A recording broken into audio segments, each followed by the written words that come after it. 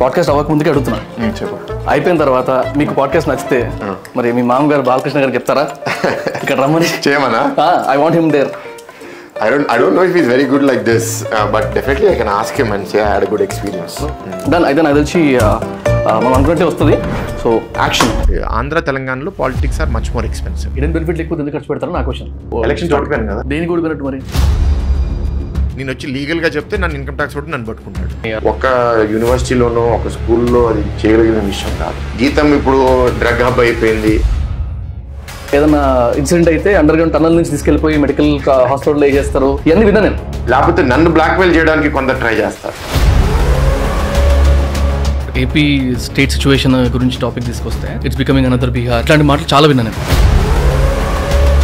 మీరు కడప రాజకీయం లేకపోతే రాయలసీమ రాజకీయం మీరు గత 40-50 ఏళ్ళుగా చూస్తే వర్గాలు ఉంటాయి. నా వర్గం వ్యతిరేక వర్గం. ఇందులో ఉన్న వాళ్ళు ఎక్కువ మంది బాగుంది. మీరు మల్టిపుల్ ఇంటర్వ్యూస్లో చెప్పినారు ఏమని, కోవిడ్ టైంలో ఆస్తులు అమ్మకాల్సి వచ్చింది, గవర్నమెంట్ నుంచి బిల్స్ రానప్పుడు కూడా ఆస్తులు అమ్మకాల్సి వచ్చింది, పాలిటిక్స్ కూడా ఆస్తులు. ఎన్ని ఆస్తులు ఉన్నాయి అసలు? ఫస్ట్ ఆఫ్ ఆల్ గొప్పల కష్టాలు గొప్పల బాధల్లా ఉన్నాయి ఇవన్నీ. 43rd podcast. ఈ పాడ్కాస్ట్లో గెస్ట్ పేరు శ్రీభరత్. యాక్చువల్లీ శ్రీభరత్ గురించి చాలా మందికి బాలకృష్ణ గారి అల్లుడు, నారా చంద్రబాబు నాయుడు గారికి కొడుకు వరుస, అండ్ నారా లోకేష్ గారికి బ్రదర్, ఇవన్నీ మాట్లాడుతూ ఉంటారు. కానీ he's actually the president of Geetham University, such a big university. Vizag, Hyderabad, Bangalore lo unnaru, and they produce around 5,000 plus graduates every year. What it takes to be a president of such a big university? అంటే multiple issues దగ్గర నుంచి, ఎన్నో betterments దగ్గర నుంచి, modern age development ఎలా చేస్తున్నాడు అనే దగ్గర నుంచి. Also is a politician. He contested as an MP last time.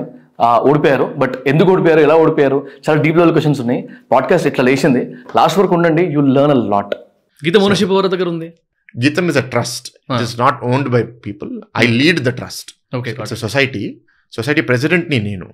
So society dari, society strategy, society ద్వారా మేము యూనివర్సిటీకి ఇచ్చే ఇన్పుట్ నేను లీడ్ చేస్తాను. అది మా గవర్నింగ్ బాడీ నన్ను ఎన్నుకున్నారు కదా. సో దాంట్లో ఎక్కువ మంది ఫ్యామిలీ మెంబర్సే ఉన్నారు. It is a family led society. But మాకు ఇప్పుడు దాంట్లో ఇంత బాగా ఉంది. మేము 10 మంది పిల్లలు ఉంటే 10 మందికి నీకు వాటారా, నీకా వాటారా, ఈ కాలేజ్ నుంచి వచ్చే డబ్బులు నీరా, అట్లా ఏమీ లేదు. నేను అంతా చదివినా కావాలని అడుగుతున్నా, చూసాలి కొంచెం అర్థమవుతుంది. అది కొన్ని యూనివర్సిటీస్లో ఇండియాలో ఇవాళ అట్లాగే ఉంది. ఇప్పుడు 4 పిల్లలు ఉండి 4 క్యాంపస్లు ఉంటే ఒక్కొక్కరికి ఒక్కొక్క క్యాంపస్ ఇచ్చేస్తున్నారు. నువ్వు మా దగ్గర మూర్తి గారు అది నమ్మలేదు. దేవుడి దయ వల్ల ఇప్పుడు my cousin is the secretary of the society. వాడు నేను అదే ఆలోచనలో ఉన్నా. ఏది మూర్తి గారి సిద్ధాంతాలతోనే పనిచేయాలి, అట్లాగే నడపాలి. Family will pay the role of the steward. మనం ఒక లీడర్షిప్, ఒక స్ట్రాటజీ ఇస్తాము, కానీ అది మన పర్సనల్ సొత్తులాగా వ్యవహరించము అనే దాంట్లో ఉంటుంది. So me source of income? మా నాన్న నాకు ఇస్తారు. సో నాకు శాలరీ ఒక 3.5 lakhs వస్తుంది. అది కాకుండా నా ఇల్లు రెంటు, నాకు పర్క్స్ గీతం నుంచి వస్తాయి చాలా. నా పిఏ శాలరీ, నా స్టాఫ్ శాలరీ అదంతా గీతం కడుతుంది. So that I get. Political expenditure అదంతా నానే. ఇప్పుడు అడుగుతా అయితే పొలిటికల్గా లాస్ట్ టైం మీరు ఓడిపోయారు కదా, సో అప్పుడు కానీ నెక్స్ట్ అప్కమింగ్ ఎందుకు అడుగుతున్నా చెప్తా. ఇది కూడా రీసెంట్గా నాకు తెలిసిన వాళ్ళకి వరకు పార్టీ టికెట్ కన్ఫర్మ్ అయిందని, ఈ పార్టీ పేరు చెప్పా, ఈ పార్టీ టికెట్ కన్ఫర్మ్ అవుతుంది నీకు, సో 40 కోట్లు రెడీ చేసుకో అన్నాడంట. 40 కోట్లు రెడీ అవుతుంది నీకు, టికెట్ కన్ఫర్మ్ అయింది కాబట్టి 40 కోట్లు అన్నాడు. సో మీరైతే ఖర్చు పెట్టారు, ఎట్లా ఖర్చు పెట్టారు లాస్ట్ టైం అండ్ ఈసారి ప్రొజెక్షన్స్ ఏంటి? See, officially we have the MP limit to spend is 60 lakhs or 70 lakhs something. So we can't spend more than that. So ఇప్పుడు మన కోసం ఇంకెవరన్నా ఖర్చు పెడితే వాళ్ళు ఎంత ఖర్చు పెట్టారో మనకు తెలియదు. బట్ మన మీద డిమాండ్ ఏంటి అంటే every political party will have a lot of demand. Andhra తెలంగాణలో politics are much more expensive. ఇప్పుడు మీరు కేరళకి వెళ్తే నీకు అక్కడ 70 లక్షల బడ్జెట్ ఉంటే నీకు 20 లక్షల్లో ఎలక్షన్ అయిపోతుంది. అది మన దగ్గర కాదు. సో అంత తక్కువ అయిపోతుందా అక్కడ? అంటే there are some states in India where elections అట్లా అయిపోతాయి. So they don't spend. అంత సినిమా లేదనుకున్నా నేను మన దగ్గర. లేదు, there are many states in India where అంత ఖర్చు పెట్టరు.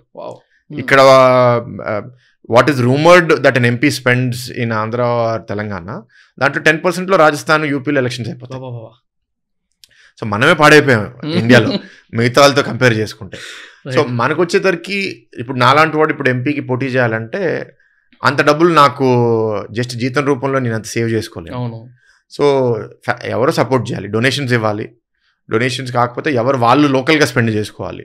ఇప్పుడు సపోజ్ నాకు ఒక వెల్ విషర్ ఉంది అనుకోండి, ఈ కాన్స్టిట్యున్సీ మీరు యాజ్ అ వెల్ విషర్ మీరు స్పెండ్ చేయాలని నేను ఆశించాలి. ఆబ్వియస్లీ మెజారిటీ ఎక్స్పెండిచర్ క్యాండిడేటే చేసుకోవాలి. నాకు 10-20% బయట నుంచి హెల్ప్ రావచ్చు, అవునవును, బట్ మిగతా అదే నా డౌట్. ఆస్తులు అమ్ముకోవడమే. సో నీకు ఆస్తులు అమ్ముకోవడం తప్ప నీకు ఇంకో దారి లేదు. ఓకే, బికాజ్ నేను ఇవాళ అంత పెద్ద వ్యాపారం చేసి సంవత్సరానికి 40 కోట్లు మిగిలిపోయే వ్యాపారం నా దగ్గర ఏమీ లేదు. So definitely I have to cell assets. ఎందుకు అమ్ముతున్నావు పిచ్చోడివా అంటే, again 99% of politicians who spend this much money వాళ్ళ మైండ్లో ఏంటంటే అది తిరిగి సంపాదించాలని ఉంటుంది. సో అదొకటే కాదు, ఇప్పుడు నేను సపోజ్ హైపోథెటికలీ నేను ఒక 5 కోట్లు ఖర్చు పెట్టాను అనుకో, 5 కోట్లు నేను తిరిగి సంపాదిస్తే సరిపోదు, కానీ నెక్స్ట్ 5 ఎలక్షన్స్ ఫేస్ చేయాలనుకుంటాను కాబట్టి 5కి నేను అట్లీస్ట్ ఒక 50 సంపాదిస్తే నా ఖర్చులకి, ఎలక్షన్కి, నెక్స్ట్ 5 ఎలక్షన్స్కి, అండ్ ఇన్ఫ్లేషన్ ఉంటుందిగా. రైట్. సో ఇన్ఫ్లేషన్ కూడా ఫ్యాక్టర్ చేసుకోవాలి. సో ఇలా కొందరు ఉంటారు ఎమ్మెల్యేలు, ఎంపీలు ఏంటంటే ఇప్పుడు X ఖర్చు పెడితే దానికి మినిమం 10x సంపాదించాలనే దాంట్లో కొందరు పనిచేస్తారు.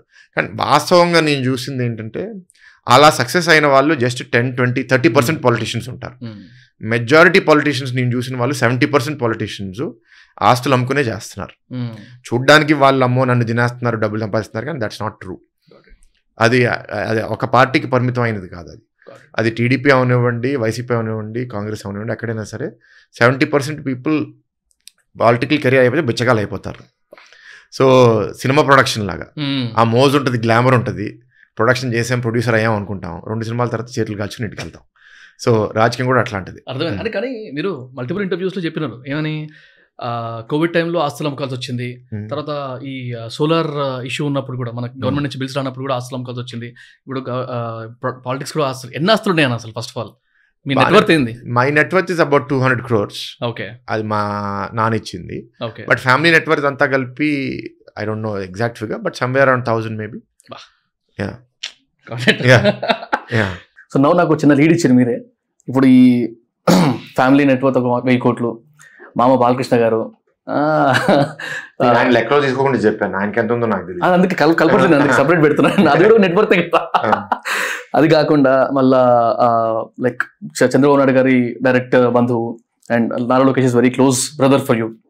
ఇవన్నీ ఆలోచిస్తున్నప్పుడు భరత్ గారు హీఈస్ అ నెపో కిడ్ అని అంటే how do take it? I am కదా, అంటే అఫ్కోర్స్ నెపో కిడ్ దానిలో డౌట్ ఏం లేదు. కాకపోతే Bharat is right for this role. నేను అన్నిటి గురించి మాట్లాడుతున్నాను, గీతం గురించి మాట్లాడుతున్నాను, పాలిటిక్స్లో మీకు ఇచ్చే టికెట్ గురించి మాట్లాడుతున్నాను. 100% వస్తుంది టికెట్, నాకైతే క్లారిటీ ఉంది. సో వీటికి నెపోటిజం నడుస్తుంది లేకపోతే పార్షియాలిటీ ఉంది అని అంటే are you right for it అనే దానికి ఆన్సర్ ఏంటి? ఆర్ యూ రైట్ ఫర్ అనేది జనాలు డిసైడ్ చేస్తారు. రైట్, మీరైతే ఆన్సర్ ఇవ్వాలి కదా. నేను రైటే అని నేను ఎలా చెప్పుకుంటా, ఓకే, నేను నమ్ముకుంటాను, కానీ అలానే I cannot thumb my chest that I'm right. అది బ్రో మీ నమ్మకం చెప్పండి. I'm confident in my self, నా మీద నాకు నమ్మకం ఉంది, తప్పకుండా ఉంది, అందుకే ముందుకు వచ్చాను. నేను ఈ అవకాశాలు దొరికినాయి, చేస్తున్నాను. బట్ అల్టిమేట్ గా రిజల్ట్ అనేది the people have to decide. ఇప్పుడు గీతంలో ప్రెసిడెంట్ గా ఉన్నప్పుడు ఇప్పుడు అడ్మిషన్స్ పడిపోయినాయి అనుకోండి, నా లీడర్షిప్ మీద నమ్మకం లేదు. మంచి ఫ్యాకల్టీ, మంచి లీడర్స్ రావట్లేదు అనుకోండి, నా లీడర్షిప్ మీద నమ్మకం లేనట్టు. ఇప్పుడు 5.5 ఏళ్ళ తర్వాత better faculty, better students, better leaders వస్తున్నారు అంటే నేను నిరూపించుకోగలిగాను అనేది కాన్ఫిడెన్స్ పెరుగుతుంది. అది చేయగలుగుతున్నానని నాకు అనిపిస్తుంది గీతంలో. యూనో పాలిటిక్స్కి వచ్చేసరికి మొదటిసారి పోటీ చేసి ఓడిపోయాను. సో ఇప్పుడు ఆ ఓటమి నుంచి కూడా నేర్చుకుని ఈసారి గెలిస్తే జనాలు స్వీకరించినట్టు. దేనికి ఓడిపోయినట్టు? మరి దేనికి ఓడిపోయినట్టు మీరు అన్నట్టు? ఇప్పుడు ఎలక్షన్స్ ఓడిపోయాను కదా, అది దేని వల్ల ఓడిపోయానని? కర్ణుడి సావుకి 1000 కారణాలు, కర్ణుడి సావుకి 1000 కారణాలు. ఇప్పుడు నా తప్పులు చాలా ఉంటాయి, ఎక్స్టర్నల్ ఫ్యాక్టర్స్ చాలా ఉంటాయి, చాలా నేర్చుకున్నాం. Failure is the learning opportunity, we will use that learning opportunity. కానీ పార్షియాలిటీ, నెపోటిజం అనేది it is highly prevalent in our society and world wide, ఎక్కడైనా సరే టు వెరీ డిగ్రీస్ అంతే. ఇప్పుడు సినిమా యాక్టర్స్ పిల్లలు సినిమా యాక్టర్లు అవుతున్నారు, పాలిటిషియన్ పిల్లలు అవుతాయి, అది విజిబుల్ గా ఉంటారు కాబట్టి వాళ్ళ మీద నెగిటివిటీ ఎక్కువ ఉంటుంది. ఇప్పుడు కిరాణా కొట్టుడు వాళ్ళు అబ్బాయికే ఇస్తాడు కిరాణా కొట్టు, అది ప్రతి లెవెల్లో ఉంది కదా. అది ఇప్పుడు ఆటో నడుపుకునేటోటి కొడుక్కి ఆటో ఇస్తాడు నడపమని, వాడు పర్సనల్ బిజినెస్ కదా.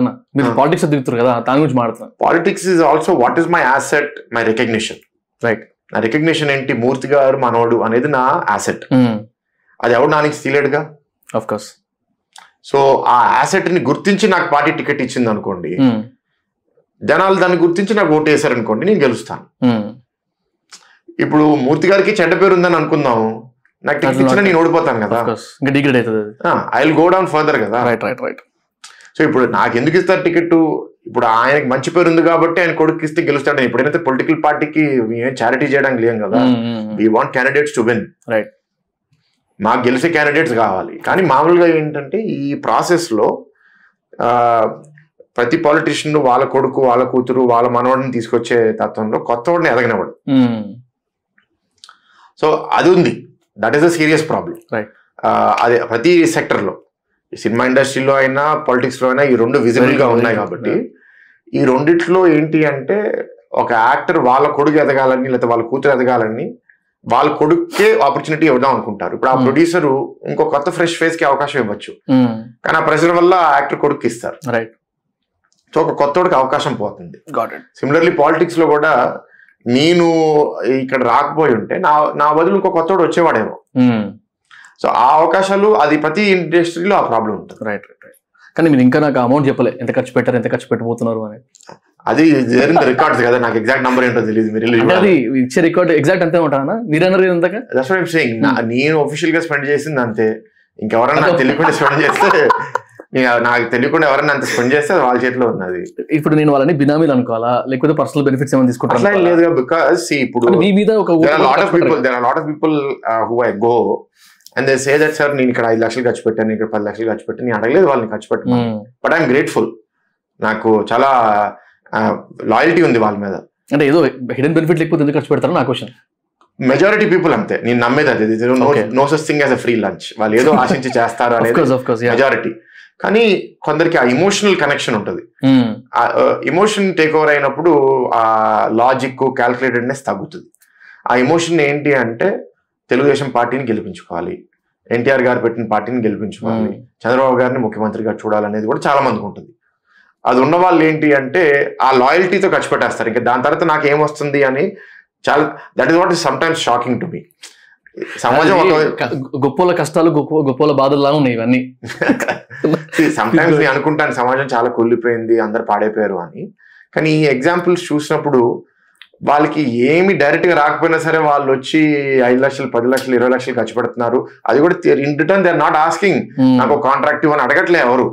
ఇప్పుడు 5 ఏళ్ళు నాకు హెల్ప్ చేసిన చాలా, నాకు ఎవడు వచ్చి నిన్ను హెల్ప్ చేసి నాకు చేయని ఎవడు అడగలేదే. ఉంటారు కొందరు అట్లా, నేను నీకు హెల్ప్ చేశాను కాబట్టి నువ్వు నాకు హెల్ప్ చేయాలని కొందరు ఉంటారు. కానీ చాలా మంది నన్ను అడగట్లేదు అట్లా. So I'm grateful to all of them. నేను మీకు ప్రమోట్ చేస్తాను, నాకేమి ఇస్తారు చెప్పండి అన్న. ఇప్పుడే డీల్ క్లోజ్ చేసుకున్నాం. సో ఇప్పుడు ఎలక్షన్ టప్పుడు మాడదాం, let us talk. Personal appointment ఇస్తే అన్న శోనన్నా నువ్వే వేసుకునేటోళ్ళను. ఎలక్షన్ తర్వాత డిస్కస్, ఎలక్షన్ వచ్చినప్పుడు డిస్కస్ చేద్దాం. ఊరికే అన్న మజాక్. చలో, ఇంకొక క్వశ్చన్ ఏముండిందంటే నాకు విత్ రెస్పెక్ట్ టు, అంటే నాకు కొంచెం స్మార్ట్ మూవ్ అనిపించింది మీది. నేను కొన్ని ఇంటర్వ్యూస్ చూసిన నిన్న మొన్న.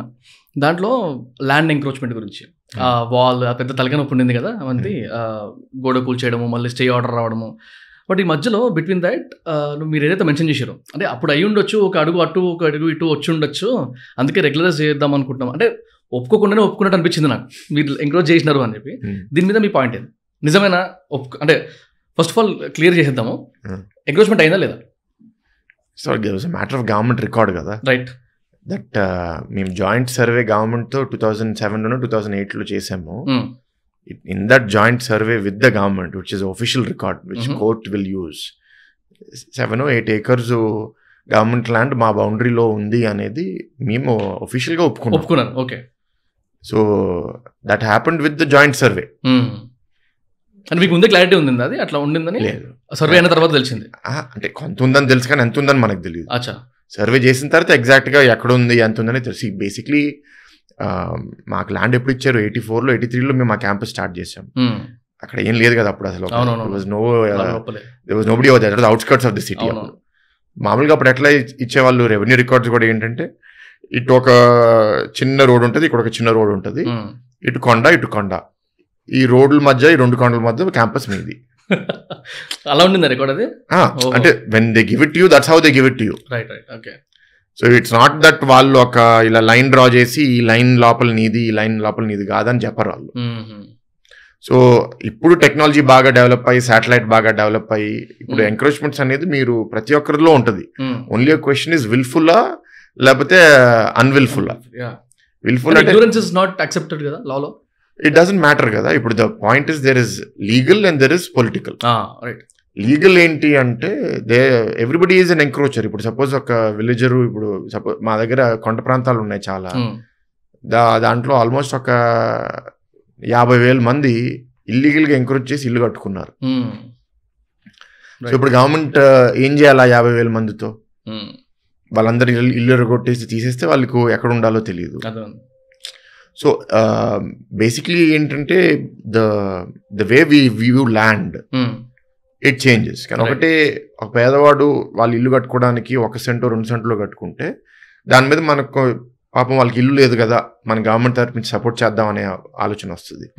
గీతం లాంటి సంస్థకి ఆల్రెడీ 100 ఎకరాలు ఉన్న దగ్గర ఒక ఎకరం జాయిన్ అయినా 2 ఎకరాలు జాయిన్ అయినా 100 ఎకరాలు ఉన్నోడికి ఇంకో 2 ఎకరాలు ఎందుకు, వీడు గవర్నమెంట్ భూమిని తినేస్తున్నాడు, వీడు దుర్మార్గుడు అనేది ఉంటుంది.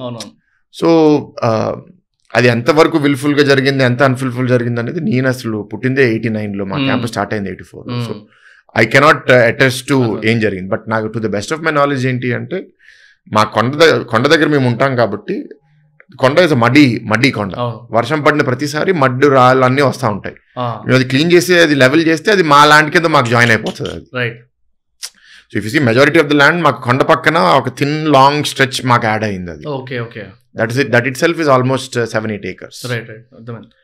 నాకు కూడా అంటే మల్టిపుల్ ఇంటర్వ్యూస్ చూసినా కూడా ఎక్కడ క్లారిటీ రాలే, సటిల్గా ఏదో చెప్పాలి చెప్పేసినట్టు అనిపించింది. అందుకే I wanted to matter of government record. మేము అది రెగ్యులరైజేషన్ కోసం అప్లై చేసాము. Collector has recommended to the cabinet. The earlier government in Congress had agreed to give the land. The CCLA chairman for what reasons known only to him ఆయన అడ్డుకున్నాడు. Recent గా హైదరాబాద్ లో ఒక aluminium meet అయింది కదా గీతంది. So దాంట్లో one of my friend was part of it. And వచ్చిన తర్వాత ఒక 2-3 పాయింట్స్ చెప్పినంటే దాంట్లో ఒకటి కొంచెం టచ్ అయింది నాకు. Where someone from the crowd were asking you ఏమని, మన గీతంలో ఫ్యాకల్టీ అంత అప్గ్రేడ్ అవ్వట్లేదు, what is reason for that అన్నట్టు ఏదో క్వశ్చన్ అడిగితే మీరు ఆన్సర్ దానికి డైరెక్ట్ ఇండైరెక్ట్లీ ఆన్సర్ ఎట్లా వచ్చిందంటే, మన ఫ్యాకల్టీకి టైం దొరకట్లేదు అందుకే అప్గ్రేడ్ అవ్వట్లేదు అని ఒక ఆన్సర్ ఇచ్చారంట. ఇది నిజమో కదా నాకు నేను లేను అక్కడ, బట్ ఇదే నిజమే అయితే అదే టైప్ ఆఫ్ ఆన్సర్ ఇచ్చుంటే మీరు అది ఎంతవరకు కరెక్ట్ అని అడుగుదాం అనుకున్నాను మిమ్మల్ని. ఎస్, మా ఫ్యాకల్టీ చాలా బిజీగా ఉన్నారు, దేర్ ఇస్ నో డౌట్. ఇంకా కొంచెం టైం ఉంటే బహుశా వాళ్ళు అప్గ్రేడ్ అవుతారు. రైట్. కానీ దాంట్లో కూడా మనకి 30 yearsకి దగ్గరున్న వాళ్ళు యంగ్ ఫ్యాకల్టీ ఉన్నారు, రిటైర్మెంట్కి దగ్గరున్న 55+ వాళ్ళు 50+ వాళ్ళు ఉన్నారు. ఈ 30+ ఉన్న వాళ్ళు దే హ్యావ్ మోర్ ప్రొపెన్సిటీ. వాళ్ళు ఏంటంటే ఎక్కువ నేర్చుకోవడానికి వాళ్ళకి ఇంకా లాంగ్ లైఫ్ ఉంది కాబట్టి. 50 దాటేసిన వాళ్ళు ఏంటంటే 25 ఏళ్ళ నుంచి ఇదే చేస్తున్నాను, ఇప్పుడేం మారుతాం మనం, నేను ఇట్లాగే ఉంటాను అనేది ఉంటుంది. కానీ don't you need to take an action against it? ఏం చేస్తాం, బికాజ్ అంటే యూనివర్సిటీ లెవెల్లో కదా ఏం చేస్తాం. ఇప్పుడు సపోజ్ ఇప్పుడు ఎవరైతే టీచింగ్ సరిగ్గా చేయట్లేదు వీళ్ళందరినీ తీసేస్తాను అంటే అది కుదరదు. ఆఫ్ కోర్స్ అవ్వదు. సో వాళ్ళు ఎవరైనా దురుద్దేశంతో ఉండి తప్పు చేస్తారంటే ఎస్ వాళ్ళని తీసేస్తాం. మిగతా వాళ్ళకి మేము అవకాశం ఇవ్వాలి డెవలప్ అవ్వడానికి. కోరుకునేది వాళ్ళ నుంచి ఏంటి అంటే, మీకు అనుకూల పరిస్థితులు తయారు చేసే బాధ్యత నాది. కానీ ఆ పరిస్థితులు తయారు చేసిన తర్వాత మీరు దాన్ని సద్వినియోగం చేసుకుని మీరు అప్గ్రేడ్ అవ్వకపోతే మీరు శాశ్వతంగా గీతంలో మీరు నిలవలేరు. బికాజ్ మేము చాలా అంబిషియస్గా ఉన్నాము, చాలా హై క్వాలిటీ ఎడ్యుకేషన్ ప్రొవైడ్ చేద్దాం అనుకుంటున్నాము, అది మీ ద్వారానే మేము చేస్తున్నాము. మీరు అప్గ్రేడ్ అవ్వకపోతే మీకు టైం ఇచ్చిన తర్వాత కూడా, సపోర్ట్ ఇచ్చిన తర్వాత కూడా మీలో కొందరు ఇక్కడ సర్వైవ్ అవ్వరు. Right. So that is a problem. Time తక్కువ ఉండడం అనేది ప్రాబ్లం, కానీ mind set is the bigger issue. ఎప్పుడైనా సరే మన వయసు పెద్ద కొద్ది మనకి మార్పు అనేది నచ్చదు ఎవరికి, ఉన్న విధంగానే ఉండాలనుకుంటారు. రైట్. అండ్ ఎప్పుడైతే మనకి రీసెర్చ్ ఎకోసిస్టంలో పెరుగుతుందో, రీసెర్చ్ సింప్లీ ఏంటి, ఒక కొత్త ప్రాబ్లం ఎతికి దానికి సొల్యూషన్ కోసం ఎతకడం. That itself is change. Research చేసే వాళ్ళు చేంజ్ అవుతూనే ఉంటారు, రీసెర్చ్ చేయని వాడు మారడు. సో అందుకే మేము రీసెర్చ్ మైండ్ సెట్ ఉన్న వాళ్ళు ఎక్కువ మందిని ఫ్యాకల్టీగా రిక్రూట్ చేసుకుంటున్నాం. ఇప్పుడు మాకు 1800 మంది ఫ్యాకల్టీ ఉంటే 600 మంది గత 4-5 ఏళ్ళుగానే చేరారు. So 1/3 of our faculty now are all young faculty at least. And వాళ్ళందరూ రీసెర్చ్ పొటెన్షియల్ ఉన్న వాళ్ళని రిక్రూట్ చేసుకున్నాం. So it is in their nature to కొత్త ప్రశ్న ఎతకడం, దానికోసం జవాబు కోసం ఎతకడం. సో వాళ్ళకి మార్పు అనేది ఆల్రెడీ వాళ్ళ నేచర్లో ఉంది. సో దాన్ని ప్రోత్సహిస్తే వాళ్ళు సరిగ్గా డెవలప్ అవుతారు. They will be the future leaders of Gita. Right. Also like మీరే కూడా ఇక్కడ మెన్షన్ చేశారు, top 100 universities in the world లో మనం వెళ్ళడం అనేది అదొక లక్ష్యం, అదొక గోల్. సో నాకు క్వశ్చన్ ఏంటంటే, ఇప్పుడు నాకు తెలిసి 1000 అబవ్ ఉన్నట్టున్నాం నాకు తెలిసిన వరకు అయితే. ఇట్లాంటి వాటి వల్లనే కదా ఇష్యూ ఉన్నది. ఎప్పటికి మారుతుంది అనే క్వశ్చన్లో లైక్ ఐఎమ్ నాట్ అండర్స్టాండింగ్. అంటే ఎంత టైం పడుతుంది దీనికి అంతా అని. అగైన్ మీరు అన్నట్టు everything doesn't happen in single day or single signature or single మూవ్తో అవ్వదు. కాకపోతే ఈజ్ ఇట్ రియలీ పాసిబుల్ ఇంకో 10-15 years అట్లా అవ్వడానికి? ఇవన్నీ చాలా కాంప్లికేటెడ్ వంశీ, ఇది అంత సింపుల్ గా ఎక్స్ప్లెయిన్ చేసే ఇష్యూ కాదు. సారీ, ఎందుకు అడుగుతున్నానంటే నేను మల్టిపుల్ ప్లేసెస్లో విన్నా, పెద్ద పెద్ద యూనివర్సిటీస్ ఏవైతే మాట్లాడుతున్నామో మనం, లైక్ యూ టాక్ అబౌట్ అంటే స్టాన్ఫోర్డ్ గురించి మాట్లాడండి, ఏ యూనివర్సిటీని తీసుకురండి, టాప్ 100లో టాప్ 10లో ఉన్న వాళ్ళు, అక్కడ మీకు ప్రొఫెసర్స్ అందరూ ఇదర్ బిగ్ స్టార్ట్అప్స్ చేసి పక్కకు వచ్చిన వాళ్ళు, లేకపోతే ఇంత పెద్ద పెద్ద ఎగ్జిట్స్ తీసుకొని బయటకు వచ్చిన వాళ్ళు, సైంటిస్టులు ఆర్ పిహెచ్డీలు చేసిన వాళ్ళు, అలాంటి వాళ్ళు ఉంటారు. కాబట్టి క్వాలిటీ ఆఫ్ ఎడ్యుకేషన్ మారుతుంది కదా. సో మన దగ్గర ఆ మార్పు ఎప్పుడు వస్తుంది అనేది నా క్వశ్చన్. ఇప్పుడు నేను అర్థమయ్యేటట్టు నీకు చెప్తాను ప్లీజ్. నువ్వు చదివావు కదా, ఆఫ్ కోర్స్ కాలేజ్ చదివావు కదా, ఇంటర్మీడియట్ చదివావు కదా, స్టేట్ బోర్డా intermediate? Intermediate state board. So నువ్వు దాంట్లో వికాస్ మోడల్ సిరీస్ ఇవన్నీ ఉండనియా, అది చదివావా? నీకు ఎంత వచ్చింది ఇంటర్మీడియట్ లో? 83% అనుకుంటా. నువ్వు రాసిన అన్ని నీకు అర్థమైనాయా, లేకపోతే జస్ట్ బట్టి కొట్టి రాసావా? కొంచెం అడ్డు కొంచెం ఏంటి అనుకున్నా. సో సైడింగ్స్ అంటే పట్టుకుంటున్నా. ఇది ఎందుకు అంటున్నానంటే, ఇప్పుడు నా క్లాస్మేట్స్ లేకపోతే నాకు తెలిసిన వాళ్ళు చాలా మందికి ఇంటర్మీడియట్ లో 95-96 వచ్చింది పర్సెంటేజ్, నాకు 75. ఓకే. నేను ఆ వికాస్ మోడల్ సిరీస్ నేను కాపీ తెలుసుకోలేదు. I don't want to copy. Okay. అంటే ఏంటంటే లాస్ట్ 5 years పేపర్లు చూస్తే అయ్యే క్వశ్చన్స్ వస్తాయి కదా, రైట్ అనే దాంట్లో నా క్లాస్మేట్స్ అందరూ దాన్ని బట్టి కొట్టేశారు. చాలా మందికి మార్క్స్ బాగా వచ్చినాయి. దానివల్ల నేను ఏం నేర్చుకున్నాను, బట్టి కొట్టింది ఆ ఎగ్జామ్ వరకు గుర్తుంటుంది, దాంతో మర్చిపోతాను. సో అదే ఒక బేసిస్గా తీసుకుంటే, సిమిలర్లీ ర్యాంకింగ్ సిస్టమ్ కూడా యూనివర్సిటీస్కి అట్లాంటిదే. రైట్. ర్యాంకింగ్ సిస్టమ్కి కొన్ని పారామీటర్స్ ఉంటాయి. దాంట్లో నేను సదుద్దేశంతో చేయొచ్చు, లేకపోతే నాకు ఆ ర్యాంకింగ్ కోసం నేను ఏదైనా చేయడానికి సిద్ధంగా ఉండడానికి కూడా చేయొచ్చు. సో ఇప్పుడు ర్యాంకింగ్లో నాకు అన్నిటికీ 100 out of 100 వచ్చిందనుకో, దాని అర్థం నేను మంచి యూనివర్సిటీ అని కాదు. అలా అని నాకు అన్నిట్లో 0 వస్తే నేను బ్యాడ్ అనే అర్థం. So similarly as a student, నీకు నీ ఇంటర్మీడియట్ క్లాస్లో ఒక 50 మంది ఉంటే, దాంట్లో ఒక 5-6 96-97% వస్తే, నిజంగా అదే the most successful people, most smartest people అంటే I will say no. Right. They may be hard working, బట్టి కొట్టడంలో బాగా బట్టి కొడతారు, కానీ వాళ్ళు తెలివి పెరగలేదు, వాళ్ళ ఆలోచన పెరగలేదు. సిమిలర్లీ ర్యాంకింగ్ సిస్టమ్ కూడా ఇలా బైపాస్ చేయడానికి చాలా అవకాశాలు ఉన్నాయి. There are short cuts to do well in the ranking. So most universities unfortunately ఇండియాలో అది చేస్తున్నాయి ఇవాళ. సో నేను అనేది ఏంటంటే, గ్లోబల్ 100 ర్యాంకింగ్ మా టార్గెటే. ప్రపంచవ్యాప్తంగా ఉన్న అన్ని విశ్వవిద్యాలయాల్లో టాప్ 100లో గీతం అవ్వాలని మా లక్ష్యం. కానీ ఆ గోల్ పర్స్యూట్లో ఇవాళ నేను ఇండియాలో 100 నుంచి 90 అవ్వాలి, రేపు 90 నుంచి 80 అవ్వాలనే దాన్ని నేను చేజ్ చేయట్లే. ఎందుకు చేజ్ చేయట్లేదంటే, ఆ అల్టిమేట్ లక్ష్యం ఏంటి? రీసెర్చ్ బాగుండాలి, టీచింగ్ బాగుండాలి, నీ పిల్లల భవిష్యత్తు బాగుండాలి. అది సాధించడానికి చాలా దారులు ఉన్నాయి. షార్ట్ కట్ ఉంది, లాంగ్ రూటు ఉంది. నాకు లాంగ్ రూట్ ఇష్టం. అప్పుడు పునాదులు మనం బలంగా వేస్తాము, వెంటనే మనకి ర్యాంకింగ్ రిజల్ట్స్ రాకపోయినా సరే అల్టిమేట్గా ఈ షార్ట్ కట్స్ తీసుకున్న వాళ్ళందరినీ దాటుకొని మనం ముందుకు వెళ్ళిపోతాం. So I want long term success. నాకు ఈ పూట కోసం నాకు ఇప్పుడు ఈ ర్యాంకింగ్ వచ్చేసింది, మనం చెస్ట్ కొట్టుకుందాం అనే దాంట్లో నేను లేను. So I don't chase that. అందుకే నాకు షార్ట్ టర్మ్లో 100 మార్కులు రావాలి, లేకపోతే నాకు ఫస్ట్ ర్యాంక్ రావాలి, లేకపోతే నేను ఇండియాలో ఉన్న ర్యాంకింగ్స్లో టాప్ 10లో ఉండాలనేది నా లక్ష్యం షార్ట్ టర్మ్లో లేదు. రైట్. ఆ తీసుకునే దారి సరిగ్గా ఉందా లేదా అనేది నేను చూస్తాను. So that is more ఇంట్రికెట్. అది ఇండియాలో ర్యాంకింగ్ సిస్టమ్ వల్ల మనకు వచ్చిన కీడు ఏంటి అంటే, ఇండియన్ యూనివర్సిటీస్ ఇంకా అంత మెచ్యూర్ అవ్వలేదు. మన యూనివర్సిటీ సిస్టమ్ అనేది మనకి ఇండిపెండెన్స్ వచ్చిన తర్వాతే మనకి డెవలప్ అవుతున్నాయి. సో మనం మెచ్యూర్ అయ్యే ముందే ఈ ర్యాంకింగ్స్ ఇండియా ఇంట్రడ్యూస్ చేయడం వల్ల we're chasing the wrong things. So ఇప్పుడు ఫర్ ఎగ్జాంపుల్ మీకు వన్ ఆఫ్ ద మెట్రిక్స్ అర్థమయ్యేటట్టు చెప్తాను. మీకు సపోజ్ 1000 మంది ఫ్యాకల్టీ మెంబర్స్ ఉన్నారు, దాంట్లో ఎక్కువ మందికి పిహెచ్డి ఉంటే నీకు ఎక్కువ పాయింట్స్ ర్యాంకింగ్లో వస్తుంది, ఇండియన్ ర్యాంకింగ్లో. కానీ that ranking does not measure ఆ ఉన్నవాడికి మంచి పిహెచ్డి ఉందా, చెడ్డ పిహెచ్డి ఉందా, పనికిరాని పిహెచ్డి ఉందా అనేది. రిలవెన్సీ ఉందా లేదా.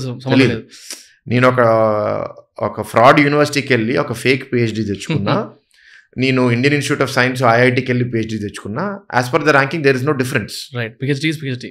పిహెచ్డి.